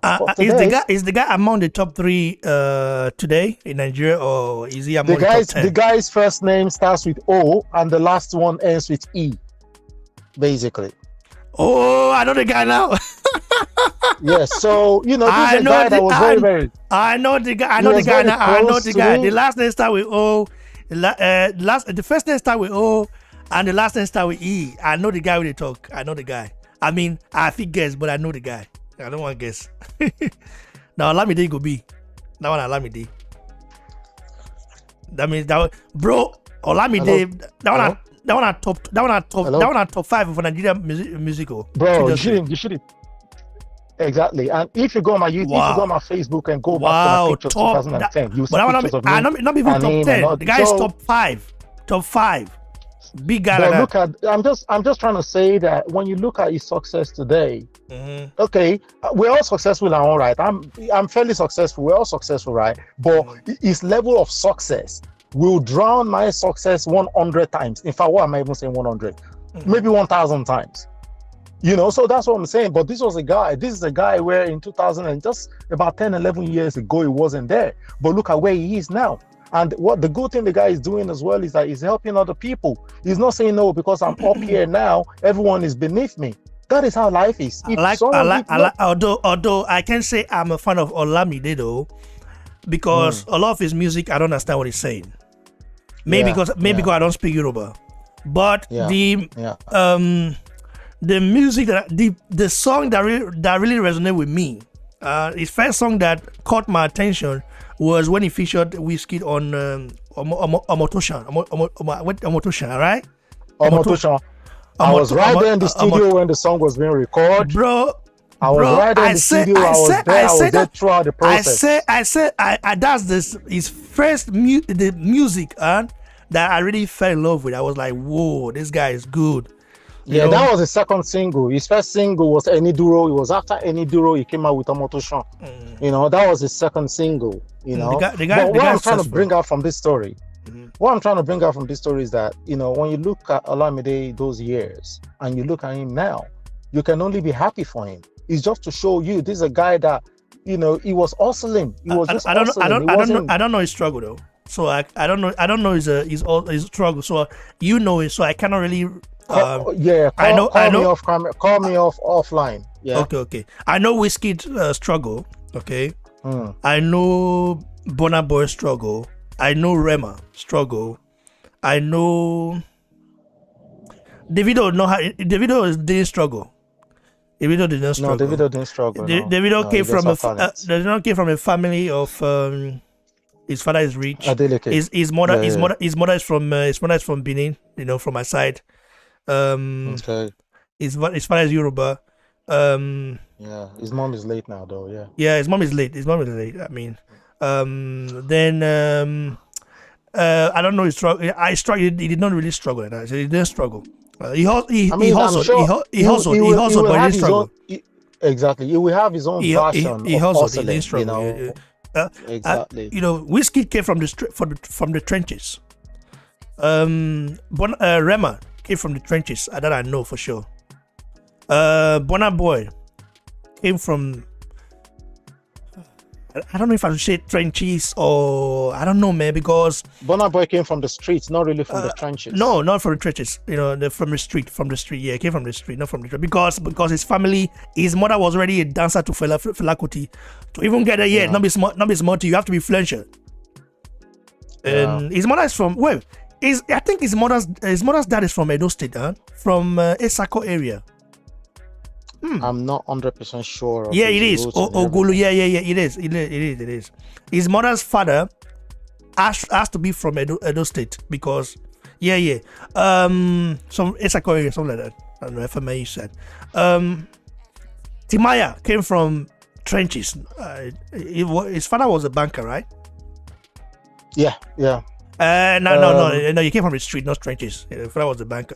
Timaya came from the streets. From the street, not from the trenches. What I'm trying to say, what I was basically trying to bring out from that story is that as regards boxes, at the end of the day, you need to realize that at one time you will be right on top of the world, and at other times you will start to decline. No one is going to be all this thing of pride or all this thing of people behaving as though you can't achieve what they've achieved. People just need to stop it. Everybody, you just need to know that, listen, the fact that you're on top today and that the fact that you're the top dog and everyone is talking about today does not mean you're going to stay there forever, mate. I'm telling you, I know musicians back then in 2008 that was very, very close. So then you would think that these guys will never ever come down. But today, you don't even hear their names anymore. Anymore at all. Anymore. And that's how life is. Boxing is even worse in a way. Because boxing is you have to be more humble in boxing than being a musician. At least some musicians, they can, with their name, with what they've done, they can still get some favor. Okay, they can still no matter how poor they might be, except maybe they came from the Hades, or if they're not Fela Kuti, or maybe Victor Wafo is still very rich, because of course it's an intellectual as well, so it's different. So let's say musicians can still get, even if they are poor, they can still get some favor, okay? But although in Nigerian society, a lot of people are going to look at them not all of them, though. Where the money you make for music? Where the show? Exactly. Where the money we make for the music? Where the money for the show? So in boxing, it's even more difficult. That's why you can be in boxing, and like Joshua is right now. Even if Joshua lose tomorrow, Joshua is forever blessed. You know why I say forever blessed? Ask me why I say is forever blessed. Because why? Joshua's humility, Joshua's legacy is already intact. What he's doing. Joshua is bringing, like I said, he is the co-founder of 258 MGT with Steven. And you see, if Joshua leave boxing right now, 258 MGT are going to be doing big numbers, big because he's already built it. Now, if Joshua becomes a cocky guy tomorrow, it might all fall apart. He might have the money, but the respect from the street. So Joshua has the respect from the street. He has the money. He has the influence because of the way he carried himself and how he behaved. I'm just imagining. Imagine say that guy now where Joshua day, 9 day, but I not go hear word. You not go hear word. Even Donald Trump, as a big rich, people criticize him. The Lord say you never reach anywhere. Anyway, let's more talk about this Fury matter, Seth. This Fury matter. Yeah, Joshua saying that Tyson Fury, Joshua saying that he doesn't really think about it like he doesn't think about the fight like that. Like he just want to go there and smash the guy. What do you make of that, Maljo? Can you hear me? Yeah. Joshua saying that he want to go, like he doesn't think about the fight, like he's not. I mean, Joshua is very serious about this fight. He said he doesn't need to talk too much, which is very good. And he want to go there and do the job. He believe he can win. Is that the reason why Joshua even said that Fury is trying to play some mind games, mental warfare, and he's not falling into it. He's not falling for it. I want to use this example or this analogy of when most of us came to Europe, right? Let's use your stories out there because you put a bit of your story out there, right? Yeah, now, man. Your goal, right? You wanted to make sure that you are successful in this part of the world, all right? So despite everything you went through, despite all the struggle and all the stress and all the racism and everything that you went through, okay? But let's not talk about the police matter. My guy, that time, I saw you go see police. Bro, I know everything you're talking about. Oh, boy, we go. That's why I go see me. police. Listen, that's why they said, Farola. I remember some of there was also some Nigerians there, At that time, they go just, some Nigerians, they go just dress like, say, they be homeless. Say they don't get house. I said, why you do this? Like, dress normal. Okay, dress good. Like, dress good, carry your ID card, do the, sir. He said, no, if you dress normal now, doesn't say they suffer.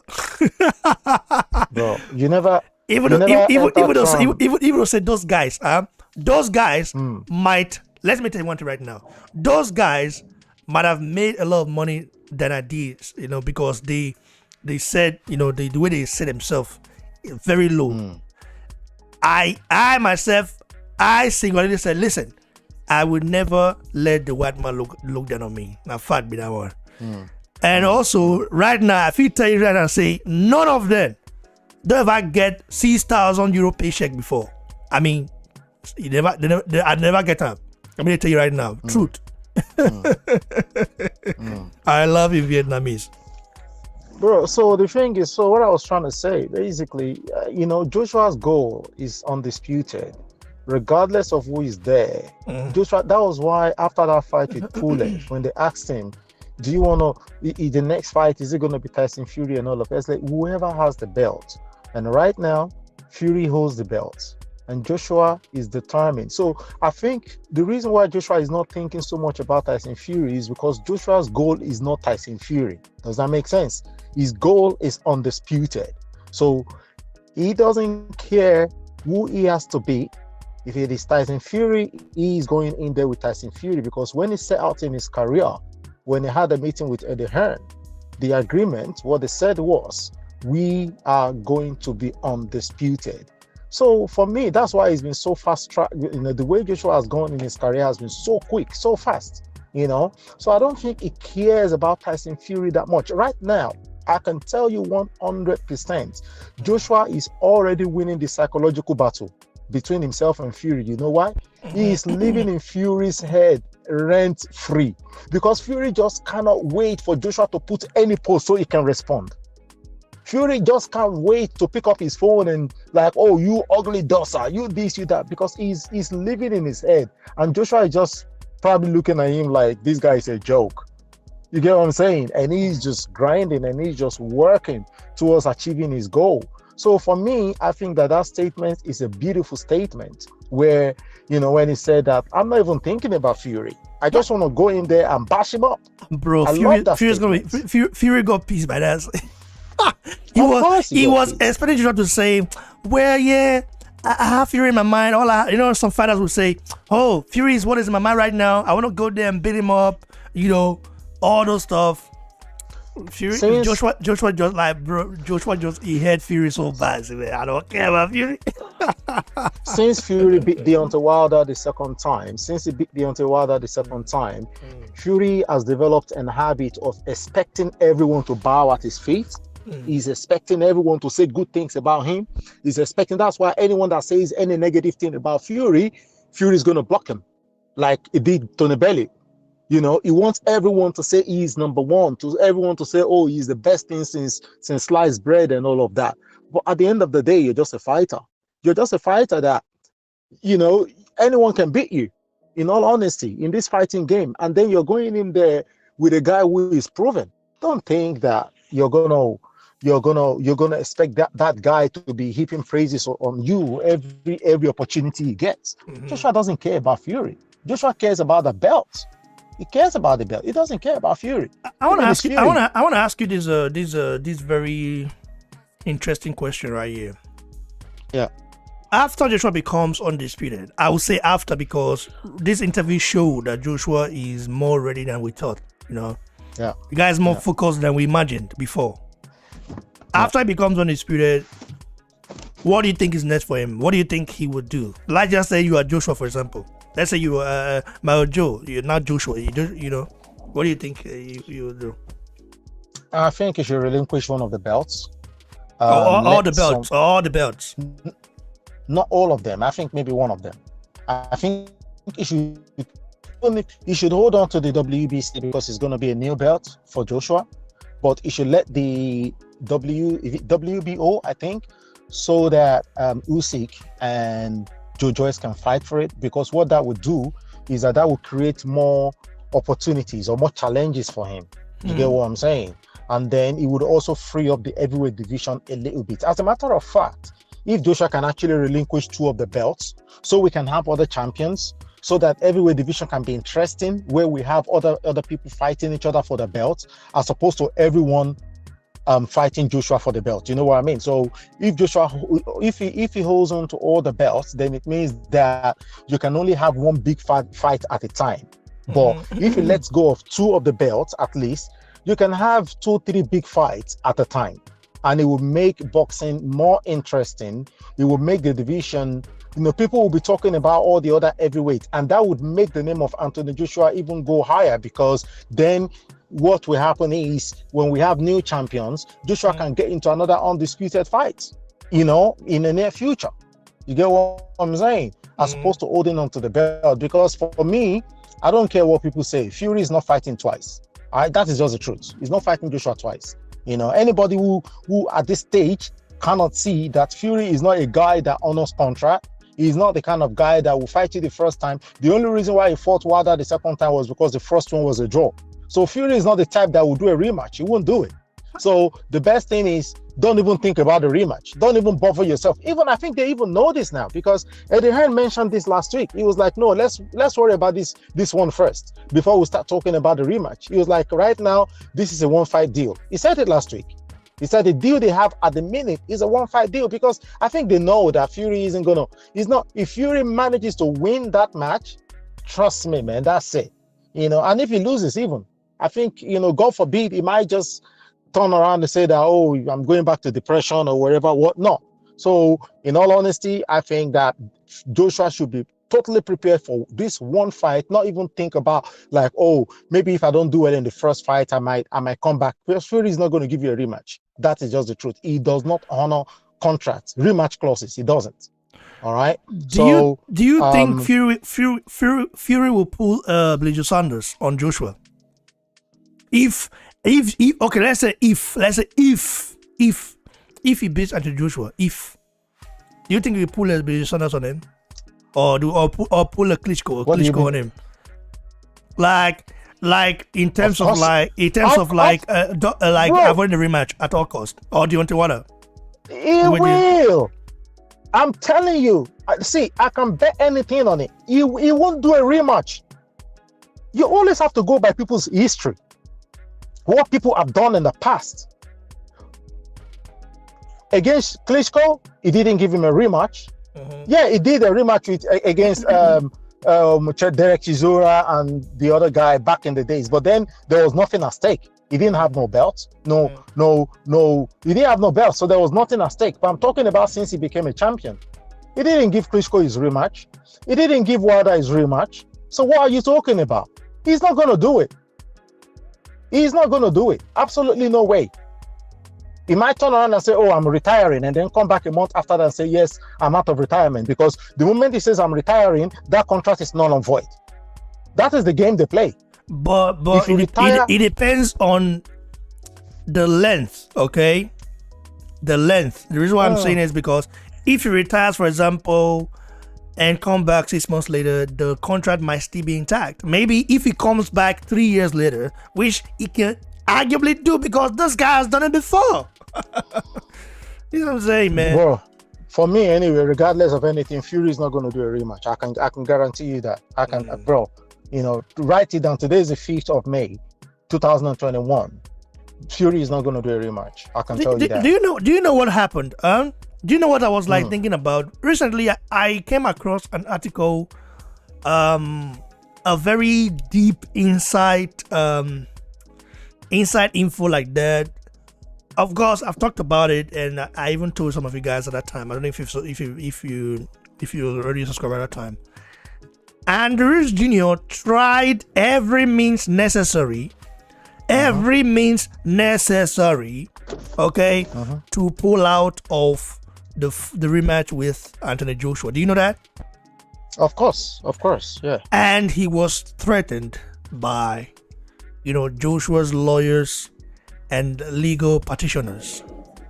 They said, Eddie Hearn said, if you pull out, okay, if you don't want to do it, a lot of lawsuits. And Andrews Jr., of course, that was his first time making $7 million. He was never going to retire because he hasn't made the money yet. But Tyson Fury didn't really make a lot of money fighting Vladimir Klitschko, and he still pulled out. So I'm like thinking Fury just want to keep the undefeated record intact.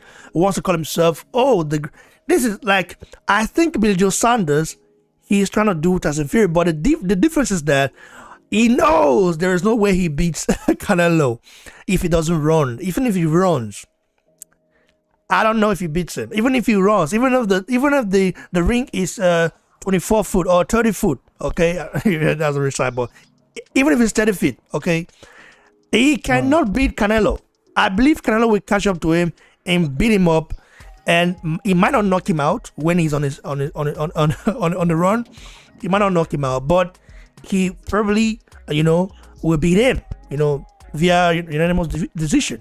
So I feel like Billy Sanders copies everything Tyson Fury has done, because when you see all those guys come here and say Fury is the greatest, Fury is this, man, Fury is even yet to defend a world title. So even if he beats Joshua, even if I say if is a big word, I don't think he does. If now this guy would have defended this title just once, and that's not good enough for a champion.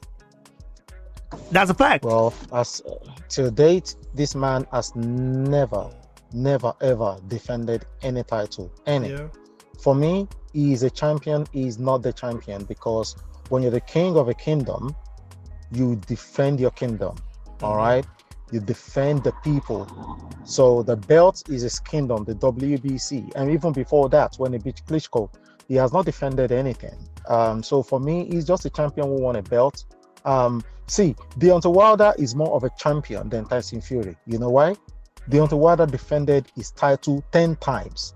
I don't care. Yes, he did defend against some lower opponents, but he defended. Tyson Fury, it is always one thing or the other. There is always one issue. There is always one controversy or the other. After a beat Deontay Wilder, then we had all these issues of, all the issues that, that Wilder and his team came up with. And then Fury was like, I'm not going to fight him. And then turn around, I'm going to fight him. Why don't you just fight the man and beat him again and honor your contract? Why don't you just do it so we can all move on? I remember when he met Anthony Joshua 2 years ago. I think they met in Spain, something like that. They bumped into each other. And the conversation they had with each other, they said, you go ahead and do your job on Pulev, and I'll go ahead and do my job on Deontay Wilder, so we can meet for Undisputed next year. Guess what? Tell me who has fulfilled his part of this bargain. till date, Anthony Joshua, he has fought Pulev and he has beaten Pulev as Tyson Fury fought Wilder. So that's what I'm saying. The guy is not trustworthy. So he's not going to do a rematch. There's no way. You can't. Have you also heard that Wilder may? I don't know if it's true. Okay, there's so many, things, many rumors and all this stuff.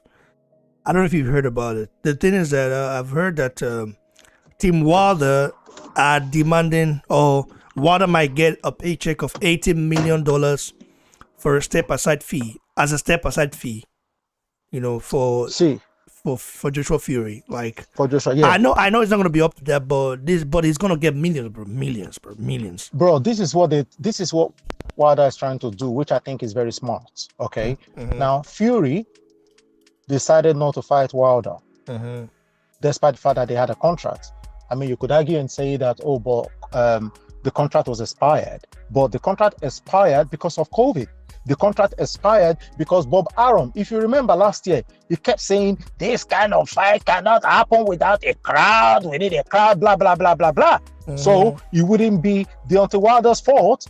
It wouldn't be entirely his fault, okay, that the fight did not go on. So Tyson Fury did not take the fight. So now, at the end of the day, if that fight had happened, what would have happened is that Fury and Wilder would have been able to make some money. Okay, even if they don't make 25 million or whatever, they would have been able to make maybe 10 million apiece. So Wilder is $10 million short right now because of Fury's antics.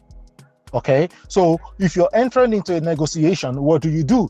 You start with the highest bid possible. You have to put in something ridiculous so that at the end of the day, during and after negotiation, they might turn around and say, okay, we'll give you 15 or we'll give you 10.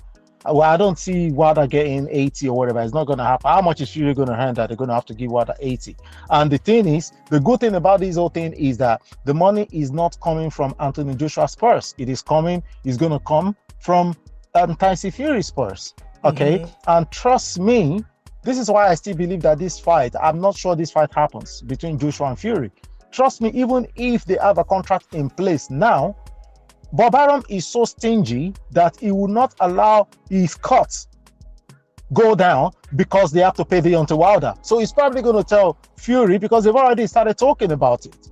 They're going to turn around and say, you know what, why don't you go fight Wilder first? We can postpone the AJ match till the end of the year. So you can fight Wilder now, give yourself 3-4 months or 5 months and come back to fight AJ. So that way you don't have to pay Wilder anything and you can still earn some money from fighting Wilder and then fighting AJ if AJ still has a belt. Trust me. Well. The thing is that, I mean, that's all good and all that. But the thing is that, where would that leave Anthony Joshua? I think, of course, Joshua will fight Usyk. I just feel like Joshua knows it. It's like he knows it. He knows that this thing can happen at any given time, and I have to add. That's why I don't think I think that's the reason why he doesn't want to talk about Tyson Fury too much like that, because he knows the guy. He's I don't want to say he's a chameleon, but he's got chameleon moves. You know, he's made some. Who are you? Tyson Fury. I said he's made some. How can you say you don't know if he's a chameleon? What is the definition of a chameleon? They change color. I know, but he's a chameleon, but I can say I can say. Let me tell you why he's a chameleon. I can say let me give you one reason. He's a full-blown chameleon yet, like an original. He's a full-blown chameleon. Let me give you one reason why I said that. Okay, I'll give you one.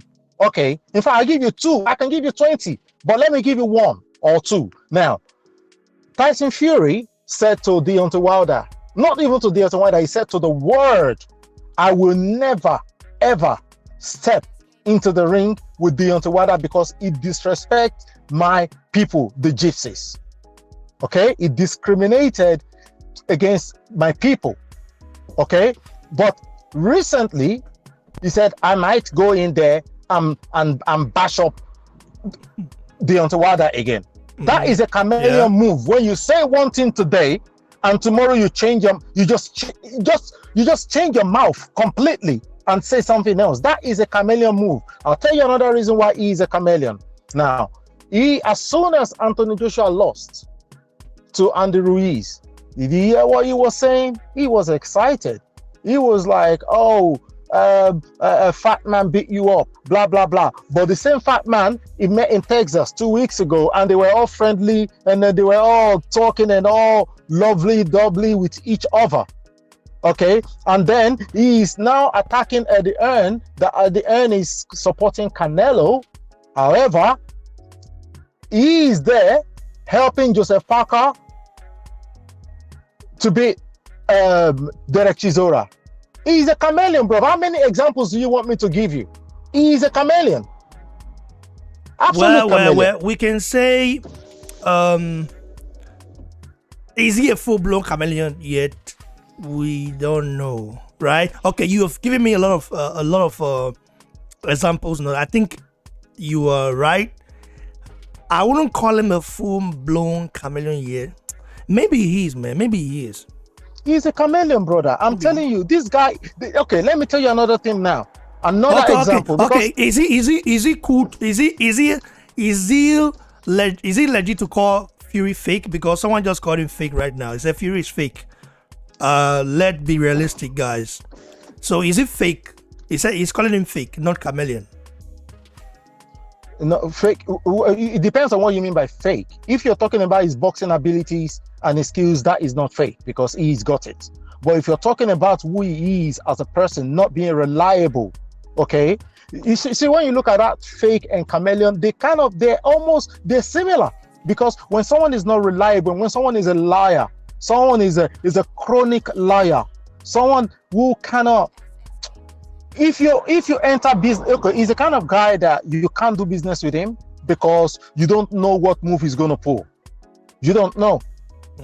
And I remember when we had I think a few days ago we were talking about this issue with Canelo and Saunders, and I said something. I don't know if you remember this. I said that since Tyson Fury has been hanging out with Billy Joe Saunders in the US, that was when all this nonsense started. Because they started with talking about Eddie Hearn to say that, oh, Eddie Hearn, he's doing this, he's doing that, he's not supporting me, he's not promoting me. And then they did that little shit video they did together, if you remember. You're right, bro. You're really, oh my God. I forgot about this, man. Are you kidding me? But the thing is that Billy Joe Saunders' dad was kind of the first guy to come out and bash Eddie Hearn, right? He was the first. It was within the space. Everything happened when it all started. It was all within the space of 24 hours, bro. Because the video was being released one after the other. It was within the space of everything. All happened around the same period.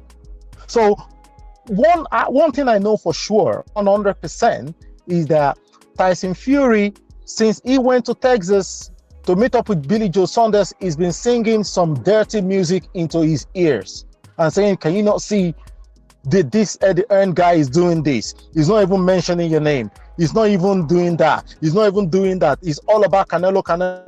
That was why they did that video together. What is Tyson Fury business in calling out Eddie Hearn? It's not his fight, man. That's not his fight. Maybe he's fighting for his Gypsy brother, right? Gypsies, according to they say Gypsies support Gypsies, right? And him being the Gypsy King, and he say I don't know who crowned the Gypsy King, but what I mean, I don't know of any Gypsy here that called Tyson Fury the Gypsy King. No, Gypsy King in terms of boxing, not like Gypsy King in terms of some Gypsies don't even know him. Are you kidding me? In terms of boxing, I mean, there are Gypsy Romanis. I don't know if they know Tyson Fury as a Gypsy King. You know? No, I think they know him in terms of boxing. Okay, in terms of boxing. So they say the Gypsy King in terms of boxing. Not like he's their king. I wanna ask you a question. You're in Ireland right now, Ireland, right? Yeah. Does Gypsy Irish do they help? Do they help? Do they support Gypsy Romanis? To be honest with you, if they, for example, they see them, do the gypsies, Irish people support of course gypsy they will. money? Oh yes, they will. Even here, there is a gypsy settlement here. So the government allocates places because obviously, gypsies, they live in caravans and stuff like that. So what the government do is like they have allocated places where if you're a gypsy from anywhere within the EU, including the UK, they have allocated lots where you can actually settle. You can bring your caravan there, you can stay there, and you can settle. Because there is also a law that forbids discrimination against the gypsies here in Ireland. That's good. That's good. Well, what about the gypsies in Argentina? I wouldn't know about obviously Argentina. I don't know. I've never been there, but I can tell you about the UK and Ireland because obviously I lived in the UK for 16 years. And I live here now, so at least I know about the two countries. So but you don't take for UK. I mean, you know UK more than you know yourself, Bro, most of my life growing up, I would say from my early 20s was in the UK. So, in all honesty, I know UK more than I know Nigeria. I mean, you're not. Wow, you know UK more than you know Nigeria. Of course, brother. Man, honestly, that's interesting, man. That's interesting.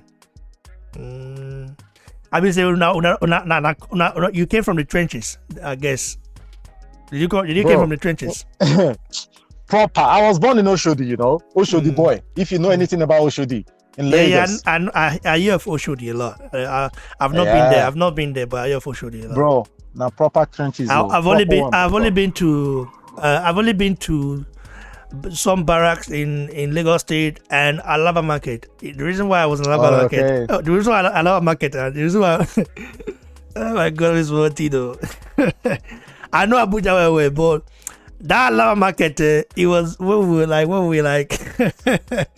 I used to, me and my guy, I used to sing, me and my guy, SK. We used to be called, we used to be in a group called Scapem, So we did B-side beneath that time, you understand? So you guys went to go and give them your music for mix, to put Alaba mix, yeah, Alaba mix. I gave them, we played. I gave them. My mom, all of that, man. I know my mom that time. My mom, but not smart, my mom gave me more than 40K that time. 40K is a big money.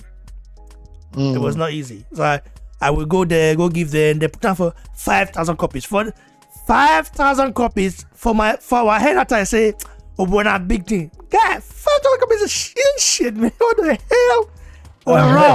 We're robbed.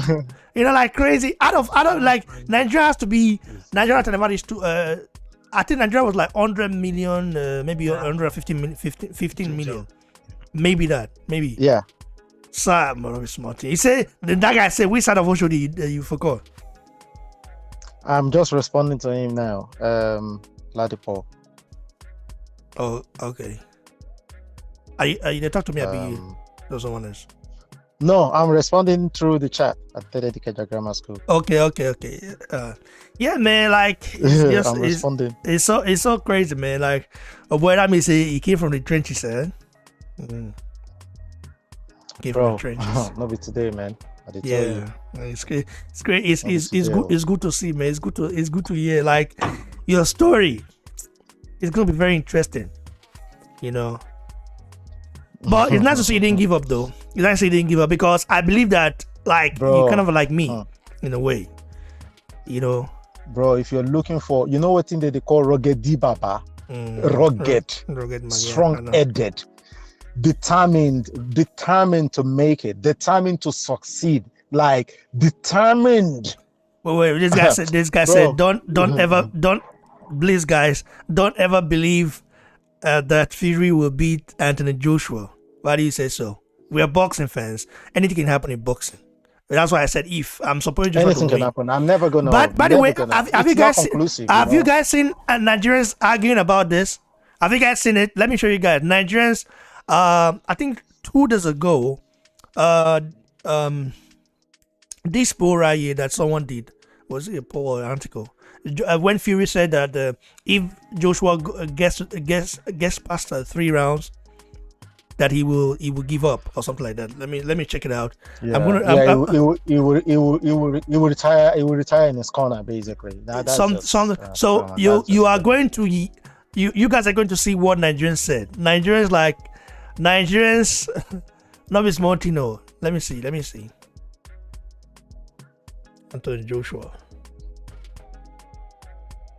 Let me see. Nigerians take on that. Oh boy, Nigerians back home, man, they don't really know much about boxing like that. It's so crazy. Let me see. Let me show you guys right here. Now see ya. Okay, you guys can see right now, right? So this is Ninja, Ninja PL is like a page where that promotes everything Nigeria, and some sort of stuff like that. Talk about entertainment, sports. So they posted 2 days ago and said, "I will quit if Anthony Joshua go beyond the 3rd round." Okay, that's what Fury said. And then look at the response, man. This guy right here, I don't know. This is the girl. Oh God. Wait. After remove that guy's you see it.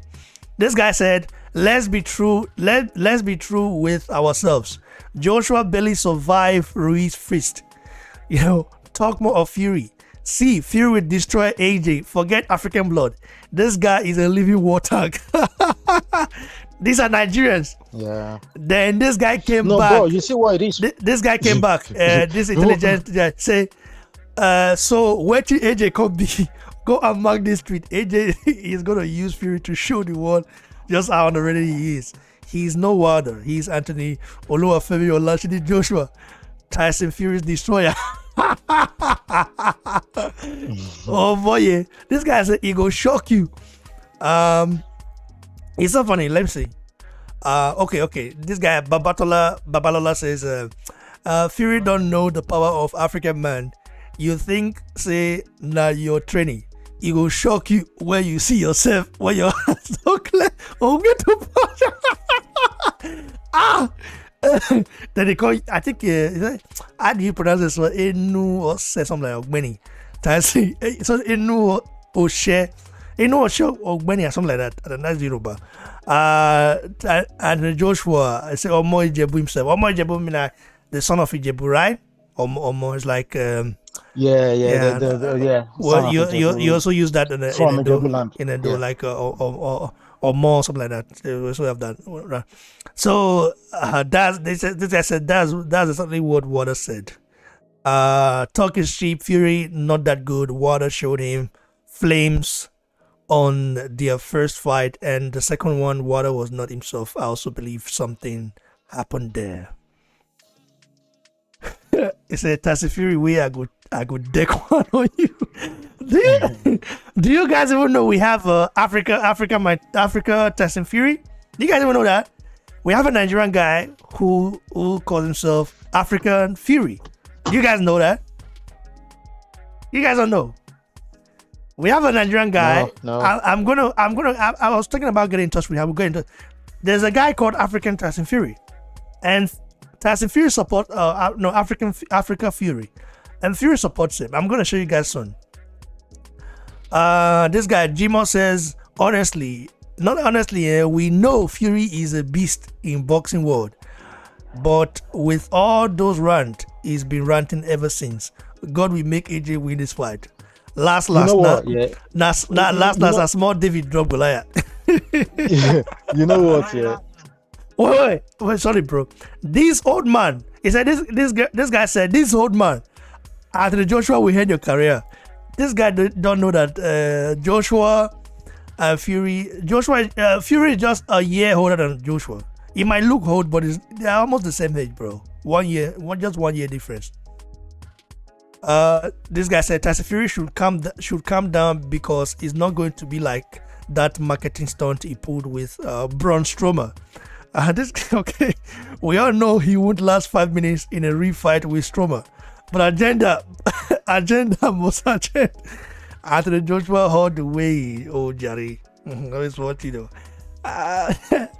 What do you mean? Strowman is not a boxer. What do you mean he won't last 5 minutes? Fury will beat Strowman in the boxing match. My Ojo, I bet continue before we'll come back soon. I want to look for Africa Fury. Majo, are you here? Yes, I'm here, bro. Okay, continue. I want to show Yeah, our brothers for me- Africa Fury. Yeah, for me, it's a good thing that at least Nigerians are talking about boxing. They may not have vast knowledge as regards, all the intricacies and all this thing of boxing, but at least they are talking about boxing, which means that, boxing is beginning to filter through. It's beginning to become something that people are talking about, a sport that people are talking about. So for me, that's a good thing, regardless of their comment. In all honesty, it's okay because they don't have that. Not like people saying Fury is what? He's a what did they call him? Is he a monster or a destroyer or something like that? He is not. Fury has only had that big. He had that big performance against Wilder. Okay, that massive- okay, bro. This is Africa Fury right here. Chibuike Ogbuagu, yeah, it's Africa Fury. Also followed by Okay. Tyson Fury. Yeah, he's Okay. he's the national super heavyweight champion. The national there was a national festival that was held in Edo State. As of recent, I think he won gold there, something like that. So so this is Africa Fury. This is African Fury. Chibuike Ogbuagu. He's followed by Tyson Fury. That's all right. Well, Future world that's champion, prerogative. dream chaser, hard work and dedication. Hard work, big talent.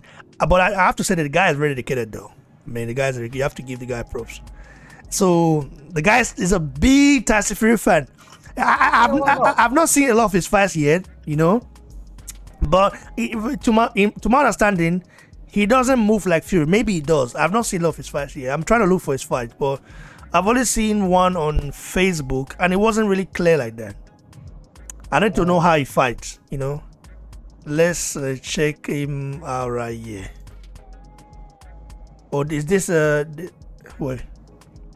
This was when he was in the national. I need to. The guy don't post the fight for a year. I saw one on Facebook, but I don't see. Let me look at this one here. Let me see. Okay, the Tuesday. Wait. He probably just liked the way Fury fights. He probably just likes his style. So obviously that's his choice. We can't beat him for that. Let me see. I need to see style. Let's just see style. Let's see style. I want to know how he fights. But wait. Let me see if I can find it. I'm gonna find it. I need to find it. He's not really. He's a big Fury fan. You can tell, bro. And you have to respect the guy. But you can tell the guy is dedicated. But how tall is he? How tall is he? He looks 6'1", right? He looks 6'1". Well, we have a lot of talents. It's good that Tyson Fury recognized the guy. He said, I think in an interview I watched, he said Fury supports him and give him motivation. So let me see. Right here.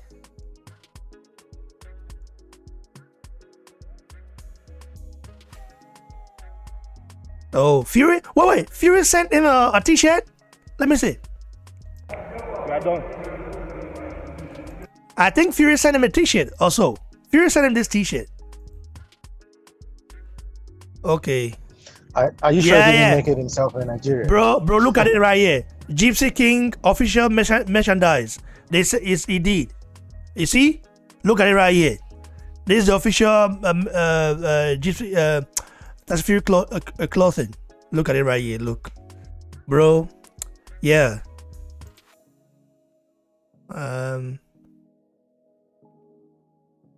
This guy is supported by Fury. It's good. I like his dedication. I like his dedication. He should keep it up. I will get in touch with him very soon. Let's see if we can get him on here. I think he will come though. It's good. That's good for the sports. That's good for the sports. Yeah, I like it. I like his That's dedication. good, Let me see. Oh, let me see. This is his fight. This is fight right here. Let me see. Let me put this fight right here. This is fight.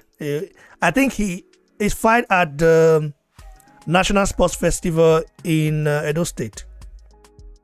Let's check it out. Let's see if it's the goods. Let's see if it's got the goods. Oh, which kind of team is this one? I think you're the come out. Okay, I'll see it for you now. Let's see if it's got the goods right here.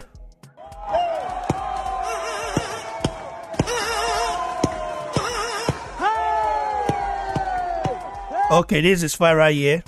Oh, which kind? Move this one.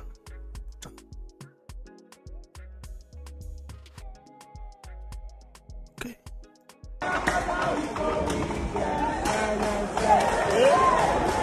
Okay.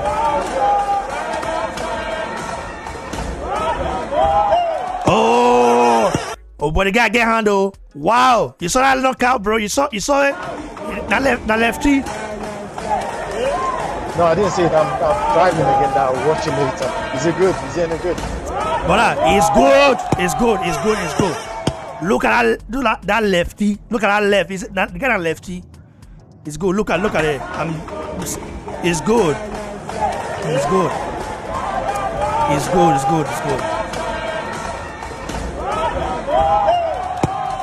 It's good. Still raw though. Still very raw. Still raw, but it's good. Africa Fury, but he doesn't fight like Fury. I think he's just a big fan of Fury. He's just a fan of Fury, yeah. He's a big fan of Fury. So the Nigerians who support Fury, and of course Fury recognized the guy, and that's one of those things you have to appreciate as well. So shout out to him. Shout out to Shibuike Ogbuagu, the Africa Fury. When by the time I carry on the show, I'll ask her and say, man. Maybe I want to talk for PG says, how where did you make you call say African Fury yourself? I want to know. You understand? You know that name Fury as well sounds very ferocious. Tyson, Fury. Fury is like anger. Fury is always like Fury. So yeah. This guy said I'm a big fan. BBC is now a fan of Africa. Well. I'm a big fan of Nigerian athletes. The ones that record. Listen, one thing about me is that everybody knows that BBC, I support every Nigerian or African athlete. For those of I support those that appreciate, okay, what I'm doing, because I don't want to mention name. One of our brother BBC man, he had big pass in shoulder. You understand? In this man, because I did WBA number 1 ranking. But he can't make it over big, over large. Those kind of people, they're like Nigerian government. So those kind of people, you just stay clear away from them. Just like I said, I want to pack one side. There are many people there. Africa Fury, he looks the part. I must say, of course, he doesn't fight like Fury, but you know what's so amazing, bro? He fights like Luis Ortiz, the lefty. You saw the way he throw that left. See the way he throw that left. You feel me? So he throw that left, boom. The guy is going places, And believe you me, this might be the first fighter from Nigeria Fury might just sign. You don't know that yet, BBC. We do not know that yet. You never know, bro. You never know. Listen, bro. For Fury, that's what I'm saying. That's exactly what I'm saying. We don't know that yet. Listen, how many times has Fury sent anything? Have Fury sent his merchandise or his shirt to anyone around the globe? Well, it might be a situation where obviously you reach out to Fury to say, I'm a big supporter of yours. I'm an heavyweight, coming out. I don't think reaching out is enough. Fury is too busy to just be reaching out like that. Do you know how many people have reached out to Joshua? So reaching out is not enough. I think Fury, maybe he tagged Fury in one of his videos. Fury saw it and saw the potential there. Because Fury is following the guy. It means Fury has interest in what the guy wants to achieve. Maybe Fury might be doing it just to get our brother to the judge. I never know. But at the same time, I think it's not that way because the guy, is very dedicated. You know, and I'm going to contact him. You know, I'm going to contact him, and I'm going to see how we can bring him here on BBC. I want to hear what the guy want to talk. That'd be nice. That'd be good You know, publicity. yeah. I want to contact him and bring him here. I've seen some I see one. Oh wait, there's this interview that a UK guy did with him. The UK guy did with him. So for UK guy to do that interview with him, I think. Let me see. Let's see. Let's check it out right here.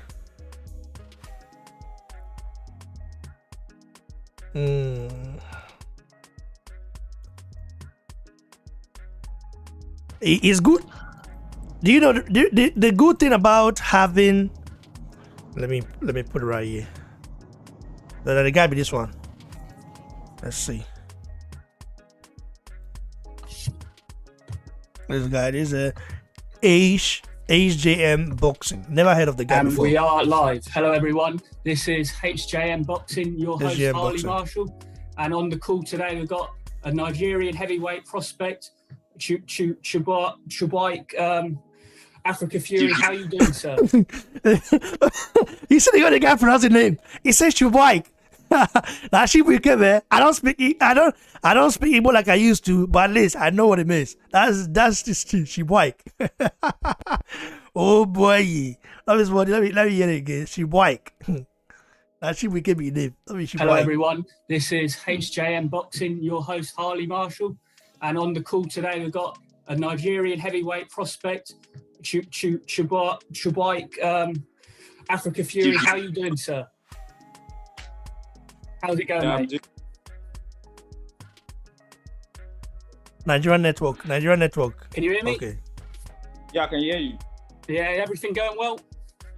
Yeah, everything is going well, yeah. Yeah, good. how's COVID in Nigeria? Is everything all right now? Is it under control? Or Everything is fine, Nigeria. We are doing our best. we're doing the best, yeah? All right, mate. All right, we're going to ask you a few questions today regarding your boxing and everything going on in boxing, mate. So, how did you first get into boxing then? How old were you and when did it first start for you? Boxing, yeah. I started boxing, I think it should be 2 years now. But my first game was basketball, so that's my first game. I started basketball, so I was in gym. I went to do gym, so one of my friends beat me up and asked me if I'm into boxing. And I was like, no, but I've been watching boxing game for a long time. So he asked me if I may come to his house and be training and all those wise. Wow, the guy has been this guy has been boxing for 2 years. Wow, and it's that good. Imagine you give this guy to a good bro. Nigeria has a lot of potentials, man. A lot of potential. Like this guy has been boxing for 2 years and he's that good. Look at his timing in that fight, and he's the national champion. National champion. Wow, that's amazing, man. That's amazing. Anyway, Going to his house to train. Later on, the guy later give up on the road. So I start training in my house. I build my own. I bought some bag, gym, punching bag, and all that stuff. So inviting some coaches to come and train me. From there, start going out for fights and all those stuff. Since then, I've been doing good. Yeah. Keep pushing. Keep pushing, keep going, definitely, mate. How many days a week do you train then? I train every day. Train every day. Love it. Okay. Every day. Are you what are you doing at the moment? Are you sparring or are you just doing technical stuff? Are you just I spar Tuesday, Thursday, and sometimes Saturday, Sunday. But other days is training. But normal Tuesday, Thursday, and Saturday for sparring. Cool, nice one. How old are you, by the way? I'm 20. I'll be 21 this year.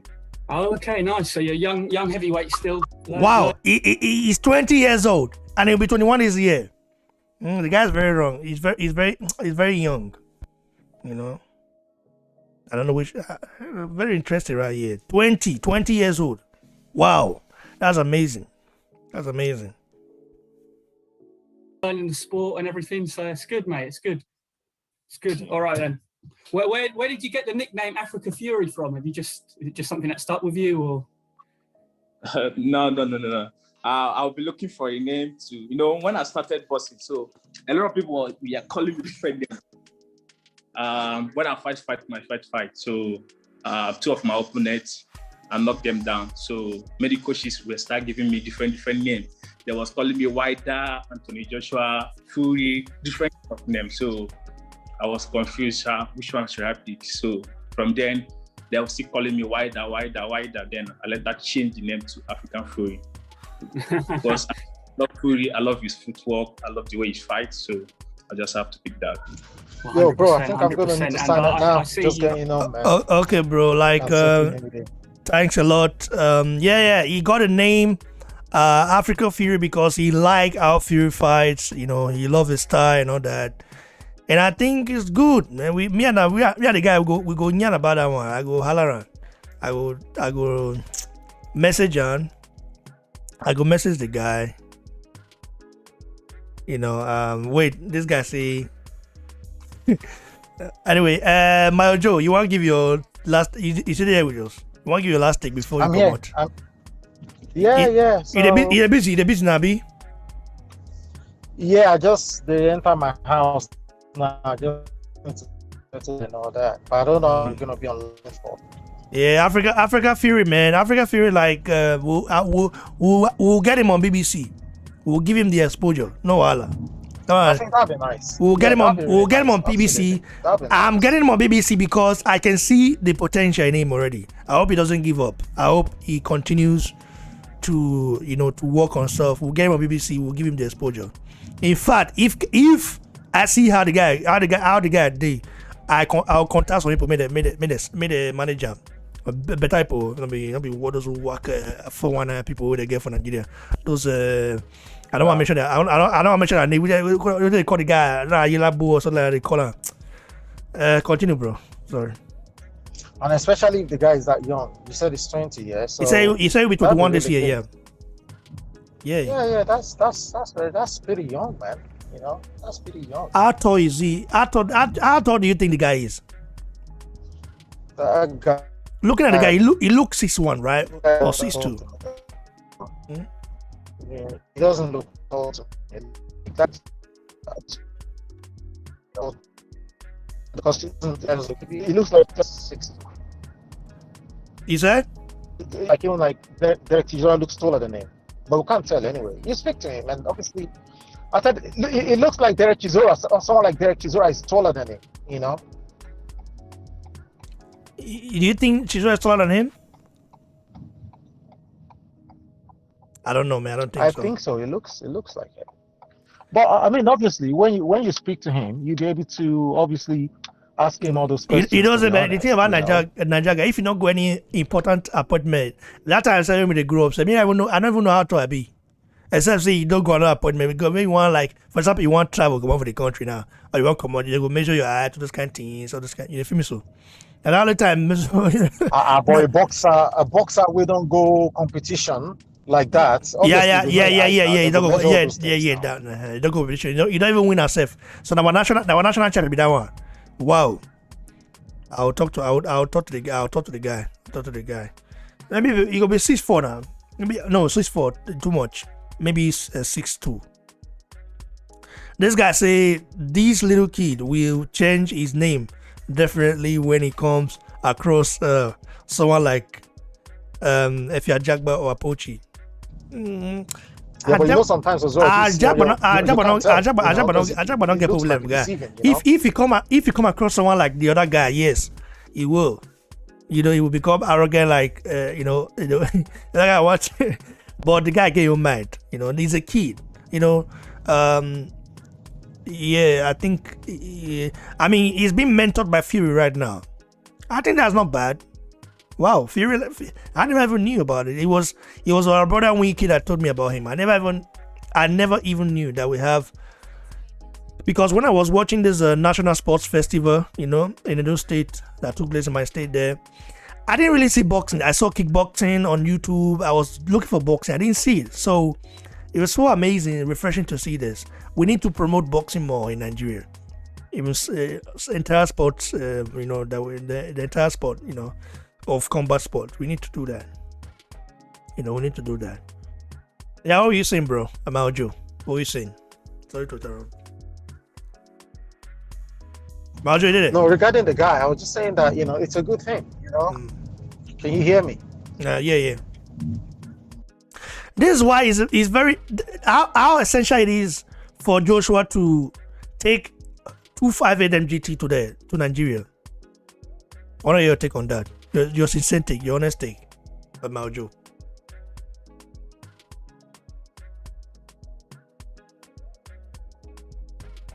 Joe, you don't come out. Have you seen it?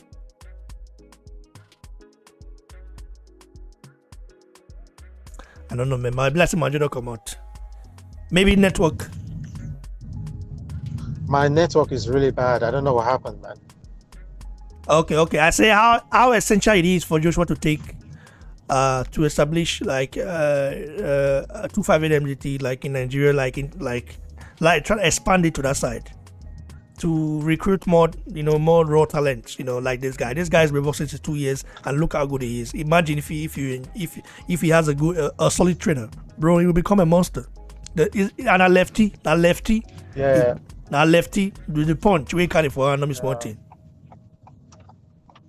Yeah, but say something where you could consider. Say even Joshua at the moment, the guy still a fight. Mm-hmm. It's gonna be a bit tough for him to do the whole overseas. Not being things like that. Not being good one. Not be like he get a team with it one. Yeah, but that team no Nigeria now. The in team now, in both people now, they don't know. You will still have to spearhead the project. It's a big project for someone to come out from the UK to go all the way to Nigeria to try and scout for talent. It's a massive project, and it's a project that requires a lot of time. It's not something you can just. The guy is preparing for undisputed. So you mean say Joshua must stay there to make it possible? Joshua not get people. Joshua not get people from Nigeria. Like Joshua not be friend with Dangote and Tinubu and all those ones. So they gonna know people now. They gonna know people with this trainer. Yeah, but all those ones, are they into boxing? When you we're talking about scouting for talent. That takes a lot to actually scout for fresh talents. Not be Dangote or Tinubu go scout for talent for them now.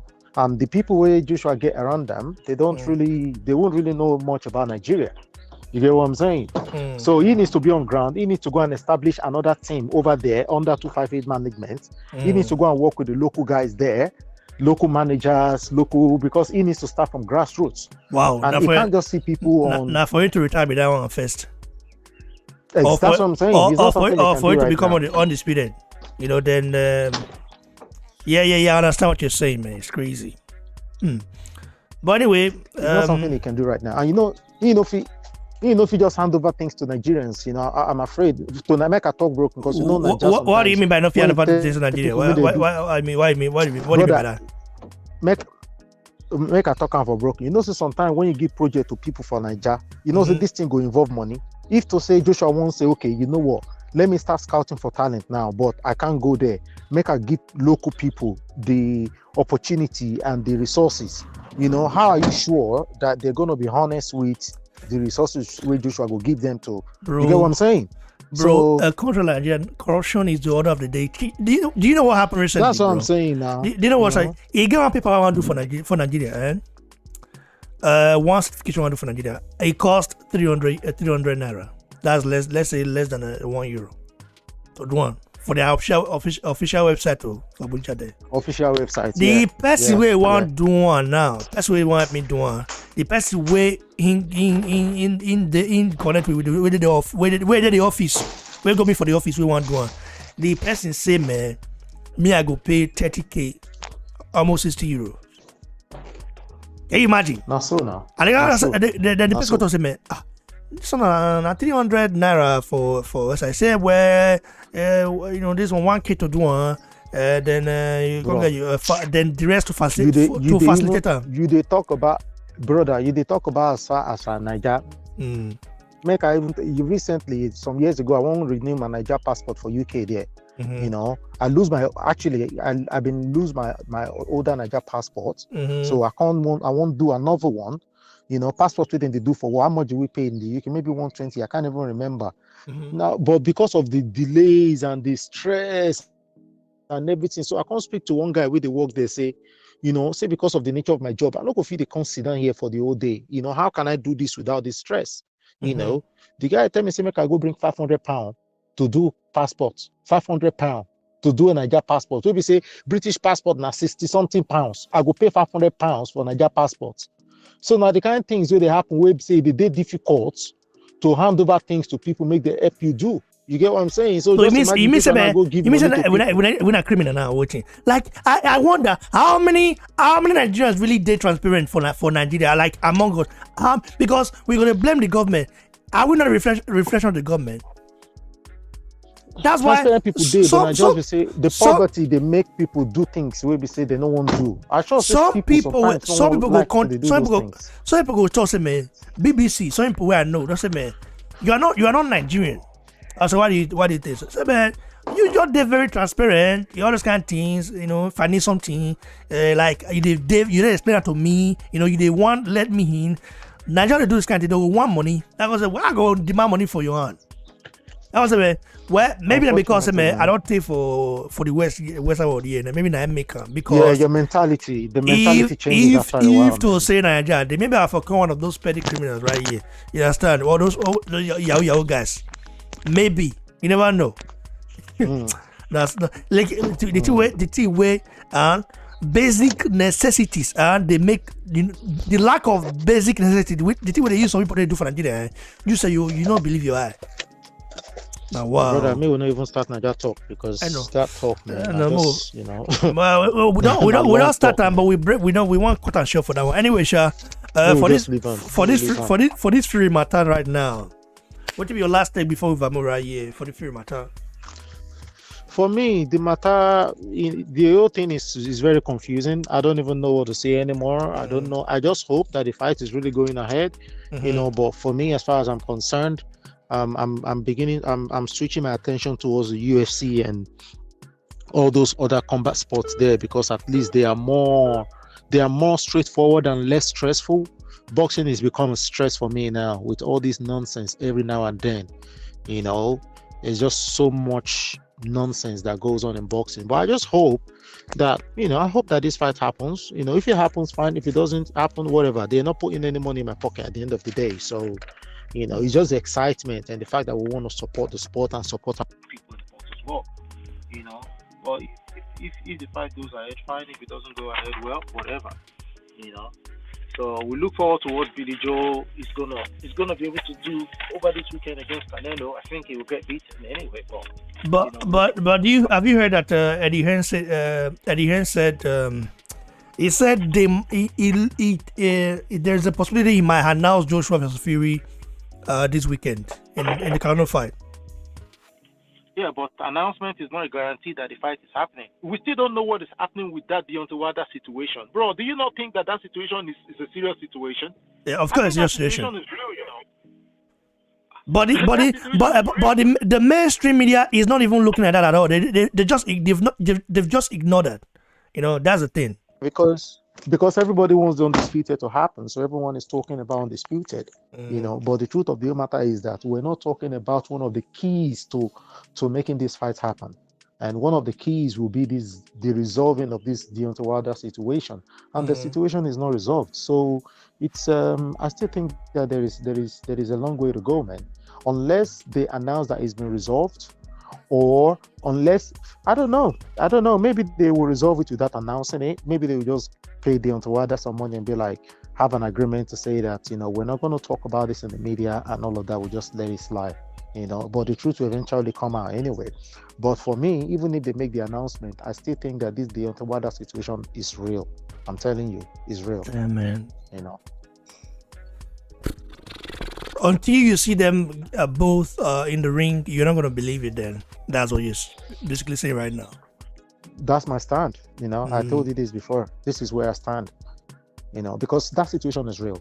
Because this man called wasn't the promoter in America. The man lies too much, man. The man gave us the impression that this case is over. He said that Deontay Wilder lost the ability. He said it, and then only for us to find out that the case is still there. The case is still there. The case is still strong. So for me, Eddie Hearn is doing everything, but they're not even being honest with Eddie Hearn. That's the thing. They're not telling Eddie Hearn exactly what the situation is. Luca is saying that, but the rematch should have an expiry date in the contract. Expiry date in the contract. I don't think there's is there an expiry date in the contract like Bob Arum stated? There might be no. So it might be a situation where they said, okay, after the first fight, the second fight must happen within the space of, say, 6 to 9 months, for an example. Mm-hmm. But you need to understand that exceptional circumstances can make a contract. Like with COVID, a lot of things. It's not just boxing. You don't understand, that is a big, strong, if that case goes into any court, COVID will always be considered. Definitely. You cannot say that contract expired because COVID, nobody could do anything because of COVID. So it will, COVID is a worldwide disaster. It's not peculiar to one country. It's a worldwide disaster, pandemic. That's what they call it. So that makes the contract valid, in my own opinion anyway. That makes the contract valid because there is no way they would have been able to have that fight, during COVID. So until that situation is resolved, for me right now, I think that's what's going to hold this fight up, man, to be honest. Yes, bro. So even if after if they announce it, I'm still not going to be jumping up and be like, yes, it's happening. Trust me, anything can happen at any point in time. Because until this Wilder situation is resolved, I'm not confident that this fight happens. And I think somehow at the back of AJ's mind, AJ kind of knows this. In a way, I think he's preparing for any opposition anyways. Probably preparing for Usyk just in case.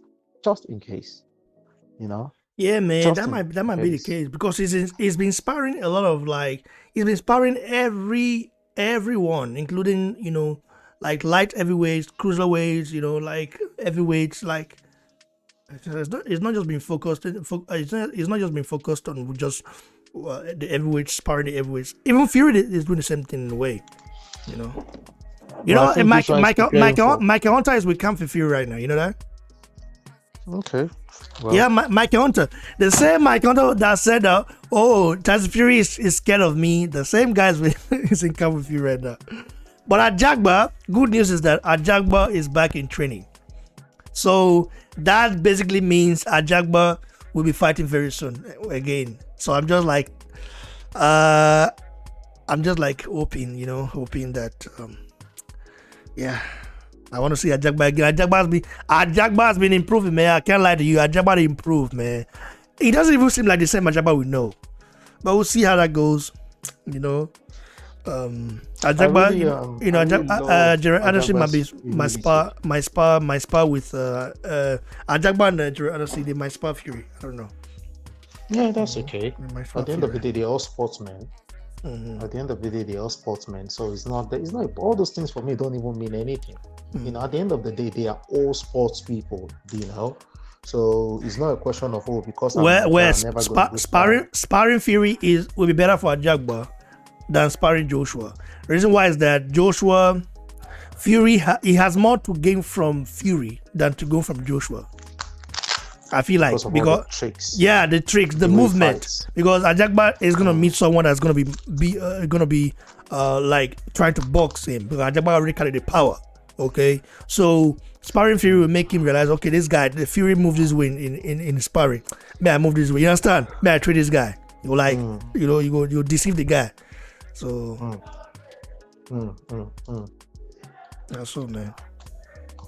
Brother, thanks a lot. That they need to, with this, they need to be honest with this situation. Yeah, they must be honest. We are already, a lot of people are already getting tired of the situation right here already. It's crazy. I want to say thanks to each and every one of you. Thanks, brother, for coming. I really appreciate you sticking around. I don't feel thank you enough. We don't know so many things today. I don't know some see what this brother. From the trenches, man. Damn it. I mean, I think one kind of Ajabo guy. My brother. Hi, yo, Woko. Ajebo for where, bro? For where now? Oh my God! You know something? I mean, I just mean like one Ajebo guy. You know something? Like you go from the trenches. Wow, amazing, bro. He came from the trenches. We're not trenches guy now since we don't confirm her now. Not trenches guy. Thanks, brother, for coming. For coming. I might call you back again. I might call you back again just to record. You understand? I might call you back again. Okay. All Yeah, right, just to record. Because blessed is this Sunday stuff. Yeah, it be. Yeah, so too much, brother. Respect. all right. God bless you. God bless you, man. You too. Yeah, bye. So you heard it from Mao Joe. Mao Joe, man, it was nice having him here. Mao Joe, man, that guy knowledgeable. That guy, man, I don't know say Mao Joe not from the trenches, so I didn't say Mao Joe Ajabo guy. My God, it's not easy. That's why you never have to judge. Don't judge a book by its cover. Even I never see Mao Joe like that for face to face, but I just have this kind of things. I mean, this guy. Maybe one of those politicians speaking. And also when the guy came from the trenches like me. So good to see, man. Good to see. So thanks to each and every one of you. I want to give a shout out to the people on the live chat right here before we vermouth. Shout out to Wole Fatumbi. Shout out to Osage Abraham. Shout out to Lucan. Shout out to Tio Lawan. Shout out to Shugdi. Shout out to Isioma Bigwe. Shout out to Joseph Edokwe. Shout out to K Gentro. Shout out to Baguio Johan. Lekan Ayuba. Shout out to the many for you. Esobe Ikechuku. Shout out to Joseph Ajayi. Shout out to Shegun Emmanuel. And each and every one of you that support the channel. Shout out to all of you guys. God bless you now. Not too much. I love you Vietnamese.